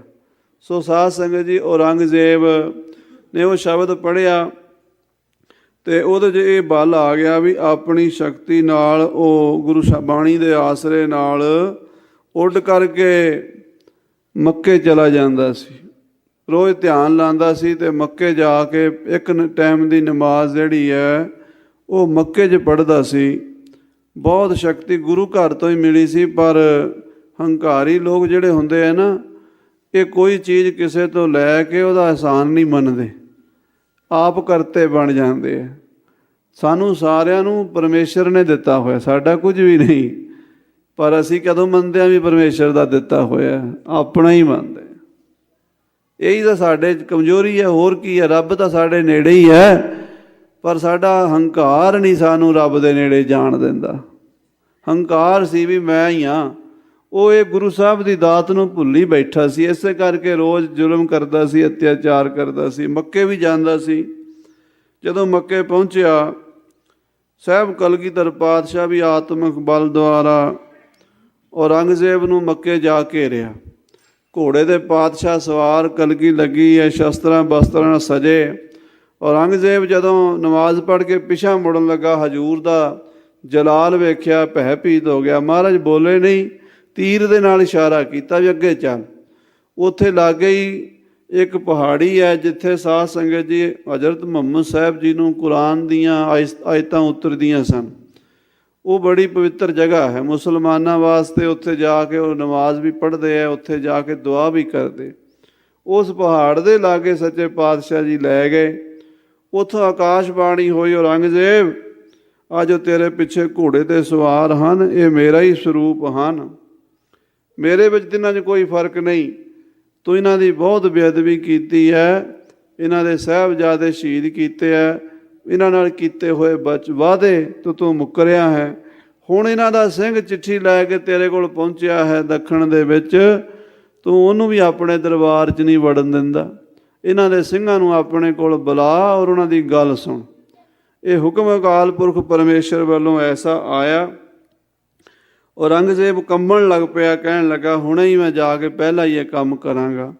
ਹਜ਼ੂਰ ਨੇ ਇੱਕ ਕਪੀਰਾ, ਛੋਟਾ ਜਿਹਾ ਕੱਟਣ ਵਾਲਾ ਸ਼ਸਤਰ ਹੁੰਦਾ ਹੈ, ਚਾਕੂ ਵਰਗਾ, ਉਹ ਦਿੱਤਾ। ਕਹਿਣ ਲੱਗੇ ਸਾਡੇ ਸਿੰਘਾਂ ਨੂੰ ਦੇ ਦੇਵੀਂ। ਅਤੇ ਪਾਤਸ਼ਾਹ ਆਪਣੇ ਆਸਣ 'ਤੇ ਦੀਨੇ ਕਾਂਗੜ ਆ ਗਏ। ਔਰੰਗਜ਼ੇਬ ਔਰੰਗਾਬਾਦ ਅਹਿਮਦਨਗਰ ਆ ਗਿਆ। ਆਉਂਦਿਆਂ ਸਾਰ ਉਹਨੇ ਆਪਣੀ ਹੋਸ਼ ਸੰਭਾਲੀ, ਸੁਰਤ ਆਈ, ਸਰੀਰ ਵਿੱਚ ਆਇਆ। ਕਹਿਣ ਲੱਗਾ ਕੋਈ ਸਿੰਘ ਆਏ ਨੇ ਪੰਜਾਬ ਤੋਂ ਗੁਰੂ ਗੋਬਿੰਦ ਸਿੰਘ ਜੀ ਦੇ, ਉਹਨਾਂ ਨੂੰ ਬੁਲਾਓ। ਨੌਕਰ ਡਰ ਗਏ, ਕਹਿਣ ਲੱਗੇ ਜੀ ਉਹਦਾ ਕਈ ਦਿਨਾਂ ਦੇ ਹਜ਼ੂਰ ਨੂੰ ਮਿਲਣਾ ਚਾਹੁੰਦੇ ਆ, ਪਰ ਆਪ ਜੀ ਦਾ ਹੁਕਮ ਨਹੀਂ ਸੀ। ਬਾਦਸ਼ਾਹ ਕਹਿੰਦਾ ਹੁਕਮ ਹੈ, ਹੁਣੇ ਲੈ ਕੇ ਆਓ। ਉਹ ਗਏ। ਭਾਈ ਜੋਰਾ ਸਿੰਘ ਨਾਮ ਦਾ ਕੋਈ ਸਿੰਘ ਸੀ, ਉਹਦੇ ਘਰ ਸ੍ਰੀ ਗੁਰੂ ਗੋਬਿੰਦ ਸਿੰਘ ਸਾਹਿਬ ਜੀ ਮਹਾਰਾਜ ਦਾ ਹੁਕਮ ਜਫਰਨਾਮਾ ਲੈ ਕੇ ਭਾਈ ਦਇਆ ਸਿੰਘ ਧਰਮ ਸਿੰਘ ਜੀ ਠਹਿਰੇ ਹੋਏ ਸਨ। ਉੱਥੇ ਸੁਨੇਹਾ ਪਹੁੰਚਿਆ, ਭਾਈ ਦਇਆ ਸਿੰਘ ਜੀ ਧਰਮ ਸਿੰਘ ਜੀ ਜਫਰਨਾਮਾ ਸਾਹਿਬ ਲੈ ਕੇ ਬਾਦਸ਼ਾਹ ਦੀ ਕਚਹਿਰੀ 'ਚ ਪਹੁੰਚੇ। ਜਦੋਂ ਕਚਹਿਰੀ 'ਚ ਵੜੇ, ਗੱਜ ਕੇ ਫਤਿਹ ਬੁਲਾਈ, ਵਾਹਿਗੁਰੂ ਜੀ ਕਾ ਖਾਲਸਾ ਵਾਹਿਗੁਰੂ ਜੀ ਕੀ ਫਤਿਹ। ਕਚਹਿਰੀ ਗੂੰਜ ਗਈ। ਔਰੰਗਜ਼ੇਬ ਕਹਿੰਦਾ ਸੀ, ਜਿਹੜਾ ਮੈਨੂੰ ਉਹਨੂੰ ਪਤਾ ਸੀ ਕਿ ਜਿਸ ਦਿਨ ਕੋਈ ਆ ਕੇ ਕਹੇਗਾ ਨਾ ਵੀ ਖਾਲਸਾ ਪ੍ਰਗਟ ਹੋ ਗਿਆ, ਉਸ ਦਿਨ ਮੇਰਾ ਰਾਜ ਖਤਮ ਹੋ ਜਾਏਗਾ, ਉਸ ਦਿਨ ਮੇਰਾ ਪੁੱਠਾ ਗੇੜਾ ਸ਼ੁਰੂ ਹੋ ਜਾਏਗਾ। ਕਹਿਣ ਲੱਗਾ, ਦਇਆ ਸਿੰਘ ਜੀ ਨੂੰ ਪੁੱਛਣ ਲੱਗਾ, ਕਹਿੰਦਾ ਭਾਈ ਸਾਹਿਬ ਖਾਲਸਾ ਪ੍ਰਗਟ ਹੋ ਗਿਆ? ਨਾਲੇ ਔਰੰਗਜ਼ੇਬ ਇਹ ਕਹਿੰਦਾ ਸੀ ਵੀ ਜਿਹੜਾ ਕੋਈ ਮੈਨੂੰ ਆ ਕੇ ਦੱਸੇਗਾ ਨਾ ਵੀ ਖਾਲਸਾ ਪ੍ਰਗਟ ਹੋ ਗਿਆ, ਮੈਂ ਉਹਦੀ ਜ਼ੁਬਾਨ ਕਟਵਾ ਦਿਆਂਗਾ। ਇਹ ਵੀ ਨਾ ਕੋਈ ਦੱਸੇ, ਡਰਦਾ ਮਾਰਾ। ਇਹੋ ਜਿਹੇ ਲੋਕ ਜਿਹੜੇ ਹੁੰਦੇ ਆ ਨਾ, ਵਹਿਮੀ ਬੜੇ ਹੁੰਦੇ ਆ, ਭਰਮਾਂ 'ਚ ਬੜੇ। ਜੋਤਸ਼ੀਆਂ ਨੇ ਜੋ ਕਿਹਾ ਹੋਵੇ ਉਹ ਜੋਤਸ਼ੀਆਂ ਤੋਂ ਪੁੱਛ ਕੇ ਕੰਮ ਕਰਦੇ ਆ, ਨਜੂਮੀਆਂ ਤੋਂ। ਬਾਦਸ਼ਾਹ ਲੋਕ ਅੱਜ ਵੀ ਦੇਖੋ ਕਿੰਨੇ ਪੜ੍ਹੇ ਲਿਖੇ ਆ, ਪਰ ਇਹਨਾਂ ਚੀਜ਼ਾਂ ਦੇ ਉੱਤੇ ਬੜਾ ਵਿਸ਼ਵਾਸ ਹੈ। ਉਹਨਾਂ ਦਿਨਾਂ ਵਿੱਚ ਤਾਂ ਜ਼ਿਆਦਾ ਸੀ। ਸੋ ਔਰੰਗਜ਼ੇਬ ਕਹਿਣ ਲੱਗਾ ਵੀ ਜਿਹੜਾ ਮੇਰੇ ਕੋਲ ਆ ਕੇ ਕਹੇਗਾ ਵੀ ਖਾਲਸਾ ਪ੍ਰਗਟ ਹੋ ਗਿਆ, ਉਹਦੀ ਜ਼ੁਬਾਨ ਕਟਵਾ ਦਿਆਂਗਾ। ਭਾਈ ਦਇਆ ਸਿੰਘ ਨੂੰ ਪਤਾ ਸੀ ਵੀ ਇਹ ਕਿਉਂ ਪੁੱਛਦਾ। ਔਰੰਗਜ਼ੇਬ ਕਹਿੰਦਾ, ਭਾਈ ਸਾਹਿਬ ਖਾਲਸਾ ਪ੍ਰਗਟ ਹੋ ਗਿਆ? ਭਾਈ ਸਾਹਿਬ ਕਹਿੰਦੇ ਜੀ ਹਜ਼ੂਰ ਹੀ ਜਾਣਨ, ਤੁਸੀਂ ਜਾਣੋ। ਫਿਰ ਕਹਿੰਦਾ ਮੈਂ ਤੁਹਾਨੂੰ ਪੁੱਛਦਾ, ਖਾਲਸਾ ਪ੍ਰਗਟ ਹੋ ਗਿਆ? ਭਾਈ ਸਾਹਿਬ ਕਹਿੰਦੇ ਆਪ ਜੀ ਜਾਣੋ। ਤੀਜੀ ਵਾਰੀ ਫਿਰ ਮੈਂ ਪੁੱਛਦਾ, ਖਾਲਸਾ ਪ੍ਰਗਟ ਹੋ ਗਿਆ? ਭਾਈ ਸਾਹਿਬ ਕਹਿੰਦੇ ਅਸੀਂ ਵੀ ਤੁਹਾਡੇ ਮੂੰਹ ਤੋਂ ਸੁਣ ਰਹੇ ਹਾਂ। ਆਖੋ ਸਤਿਨਾਮ। ਕੋਲ ਕਾਜੀ ਬੈਠਾ ਸੀ। ਕਾਜੀ ਕਹਿਣ ਲੱਗਾ, ਸ਼ਹਿਨਸ਼ਾਹ ਆਪ ਜੀ ਨੇ ਜਿਹੜਾ ਕਾਨੂੰਨ ਬਣਾਇਆ ਸੀ ਉਹਦੇ 'ਚ ਤਾਂ ਆਪ ਹੀ ਫਸ ਗਏ ਹੋ। ਜਿਹੜਾ ਕਹੇਗਾ ਖਾਲਸਾ ਪ੍ਰਗਟ ਹੋ ਗਿਆ ਉਹਦੀ ਜ਼ੁਬਾਨ ਕੱਟੀ ਜਾਏਗੀ, ਇਹ ਤਾਂ ਤੁਸੀਂ ਆਪ ਕਹਿ ਰਹੇ ਹੋ। ਬਾਦਸ਼ਾਹ ਸੁੰਨ ਹੋ ਗਿਆ, ਕਹਿਣ ਲੱਗਾ ਹਾਂ ਮੈਂ ਆਪਣੇ ਮੂੰਹ ਤੋਂ ਕਹਿ ਤਾ। ਕਾਜੀ ਕਹਿੰਦਾ, ਹਾਂ ਮਹਾਰਾਜ, ਤੁਸੀਂ ਆਪਣੇ ਮੂੰਹ ਤੋਂ ਕਹਿਤਾ। ਭਾਈ ਦਇਆ ਸਿੰਘ ਹੱਸ ਰਹੇ, ਮੁਸਕਰਾ ਰਹੇ। ਦੇਖੋ ਬਾਦਸ਼ਾਹ ਕਿਵੇਂ ਕਾਨੂੰਨ 'ਚ ਫਸ ਗਿਆ ਖਾਲਸੇ ਦੇ। ਕਹਿੰਦੇ ਹੁਣ ਤਾਂ ਮੇਰੀ ਜ਼ੁਬਾਨ ਕੱਟੀ ਜਾਣੀ ਹੈ। ਕਾਜੀ ਕਹਿੰਦਾ, ਸ਼ਰ੍ਹਾ ਤਾਂ ਇੱਦਾਂ ਹੀ ਕਹਿੰਦੀ ਹੈ, ਪਰ ਕੋਈ ਰਾਹ ਕੱਢ ਲੈਂਦੇ ਆ। ਕਹਿੰਦੇ, ਕੀ ਰਾਹ? ਪੰਡਤਾਂ ਕਾਜ਼ੀਆਂ ਕੋਲ ਰਸਤੇ ਬੜੇ ਹੁੰਦੇ ਆ। ਕਹਿੰਦੇ, ਇੱਕ ਰਾਹ ਹੈ ਬਈ ਸੋਨੇ ਦੀ ਜ਼ੁਬਾਨ ਬਣਾਓ, ਕੱਟ ਕੇ ਮੈਨੂੰ ਦੇ ਦਿਓ। ਲੋਹੇ ਦੀ ਸੋਨੇ ਦੀ ਜ਼ੁਬਾਨ 4-5 ਤੋਲੇ ਦੀ ਤਾਂ ਬਣੇਗੀ। 4-5 ਤੋਲੇ ਸੋਨਾ ਕਾਜੀ ਦੇ ਘਰ ਜਾਏਗਾ। ਕਾਜੀ ਨੇ ਆਪਣਾ ਰਾਹ ਵੇਖਿਆ, ਬਣਾਈ ਸੋਨੇ ਦੀ ਜ਼ੁਬਾਨ, ਕੱਟ ਕੇ ਲੈ ਗਿਆ। ਰਸਮ ਪੂਰੀ ਹੋ ਗਈ, ਸ਼ਰ੍ਹਾ ਬਣਾਤੀ। ਚਲੋ ਔਰੰਗਜ਼ੇਬ ਕਹਿੰਦਾ, ਭਾਈ ਸਾਹਿਬ ਕੀ ਲੈ ਕੇ ਆਏ ਹੋ ਹੁਕਮ? ਭਾਈ ਸਾਹਿਬ ਕਹਿੰਦੇ, ਹਜ਼ੂਰ ਕਲਗੀਧਰ ਮਹਾਰਾਜ ਦਾ ਹੁਕਮ ਹੈ, ਉਹਨਾਂ ਦਾ ਹੱਥ ਦਾ ਲਿਖਿਆ ਹੋਇਆ ਜ਼ਫਰਨਾਮਾ ਤੁਹਾਡੇ ਵਾਸਤੇ, ਪੜ੍ਹੋ। ਬਾਦਸ਼ਾਹ ਨੇ ਬੜੇ ਸਤਿਕਾਰ ਨਾਲ ਜ਼ਫਰਨਾਮਾ ਲਿਆ। ਫਿਰ ਪੁੱਛਦਾ, ਭਾਈ ਸਾਹਿਬ ਜੋ ਤੁਹਾਡੇ ਗੁਰੂ ਹਨ, ਗੁਰੂ ਗੋਬਿੰਦ ਸਿੰਘ ਜੀ, ਉਹਨਾਂ ਬਾਰੇ ਲੋਕਾਂ ਤੋਂ ਮੈਂ ਸੁਣਿਆ, ਕਈ ਲੋਕ ਕਹਿੰਦੇ ਉਹਨਾਂ ਕੋਲ ਬੜੀ ਕਰਾਮਾਤ ਹੈ, ਉਹਨਾਂ ਕੋਲ ਗੈਬੀ ਸ਼ਕਤੀ ਹੈ, ਰੂਹਾਨੀ ਸ਼ਕਤੀ ਹੈ। ਕਿਆ ਗੁਰੂ ਗੋਬਿੰਦ ਸਿੰਘ ਕੋਲ ਕੋਈ ਗੈਬੀ ਸ਼ਕਤੀ ਹੈ? ਕੋਈ ਰੂਹਾਨੀਅਤ ਦੀ ਤਾਕਤ ਹੈ? ਭਾਈ ਦਇਆ ਸਿੰਘ ਕਹਿਣ ਲੱਗੇ, ਬਾਦਸ਼ਾਹ ਗੁਰੂ ਗੋਬਿੰਦ ਸਿੰਘ ਬਾਰੇ ਤਾਂ ਮੈਂ ਨਹੀਂ ਕਹਿ ਸਕਦਾ। ਉਹਨਾਂ ਦੀ ਤਾਕਤ ਬਾਰੇ, ਉਹਨਾਂ ਦੀ ਸ਼ਕਤੀ ਬਾਰੇ ਇਨਸਾਨ ਨਹੀਂ ਕੁਝ ਕਹਿ ਸਕਦਾ।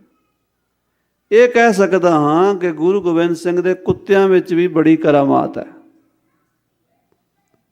ਔਰੰਗਜ਼ੇਬ ਕਹਿੰਦਾ, ਇਹ ਗੱਲਾਂ ਮੈਂ ਬਹੁਤ ਸੁਣੀਆਂ ਨੇ ਕਿ ਫਲਾਣੇ ਪੀਰ ਦੇ ਕੁੱਤਿਆਂ ਵਿੱਚ ਕਰਾਮਾਤ ਹੈ, ਫਲਾਣੇ ਸੰਤ ਦੇ ਕੁੱਤਿਆਂ ਵਿੱਚ ਕਰਾਮਾਤ ਹੈ, ਫਲਾਣੇ ਗੁਰੂ ਦੇ ਕੁੱਤਿਆਂ ਵਿੱਚ ਕਰਾਮਾਤ ਹੈ, ਪਰ ਮੈਂ ਅੱਜ ਤਾਈਂ ਕਿਸੇ ਕੁੱਤੇ ਦੀ ਕਰਾਮਾਤ ਨਹੀਂ ਵੇਖੀ। ਔਰੰਗਜ਼ੇਬ ਕਹਿਣ ਲੱਗਾ, ਮੈਂ ਨਹੀਂ ਵੇਖੀ। ਭਾਈ ਸਾਹਿਬ ਕਹਿੰਦੇ, ਨਹੀਂ ਵੇਖੀ ਤਾਂ ਵੱਖਰੀ ਗੱਲ ਹੈ, ਪਰ ਅਸੀਂ ਵੇਖੀ ਹੈ ਕਿ ਸ੍ਰੀ ਕਲਗੀਧਰ ਮਹਾਰਾਜ ਜੀ ਦੇ ਕੁੱਤਿਆਂ ਵਿੱਚ ਬੜੀ ਕਰਾਮਾਤ ਹੈ। ਔਰੰਗਜ਼ੇਬ ਕਹਿੰਦਾ, ਫਿਰ ਦਿਖਾਓ ਮੈਨੂੰ। ਭਾਈ ਸਾਹਿਬ ਕਹਿੰਦੇ, ਨਾ ਦੇਖ ਤਾਂ ਚੰਗਾ ਰਹੇਗਾ, ਨਾ ਦੇਖ ਮੰਨ ਹੀ ਲੈ। ਸਾਧ ਸੰਗਤ ਜੀ, ਜਿਹੜੇ ਲੋਕ ਦੇਖਣ ਨੂੰ ਤੁਰਦੇ ਹੈ ਨਾ, ਅਣਤ ਕੋ ਚਾਹਣ ਜੋ ਗਏ, ਸੇ ਆਏ ਅਣਤ ਗਵਾਏ। ਉਹ ਅਨੰਤ ਪ੍ਰਭੂ ਹੈ, ਉਹਦੀ ਥਾਂ ਪਾਣ ਨਹੀਂ ਜਾਣਾ ਚਾਹੀਦਾ, ਜਿੱਦ ਨਹੀਂ ਕਰਨੀ ਚਾਹੀਦੀ। ਕਈ ਕਹਿੰਦੇ ਹੁਣੇ ਦਿਖਾਓ। ਗੁਰੂ ਗੋਬਿੰਦ ਸਿੰਘ ਸਾਹਿਬ ਜੀ ਨੂੰ ਬਹਾਦਰ ਸ਼ਾਹ ਦੇ ਕੋਲ ਆਗਰੇ ਕਾਜ਼ੀ ਨੇ ਜਿੱਦ ਨਾਲ ਪੁੱਛਿਆ, ਕਰਾਮਾਤ ਦਿਖਾਓ।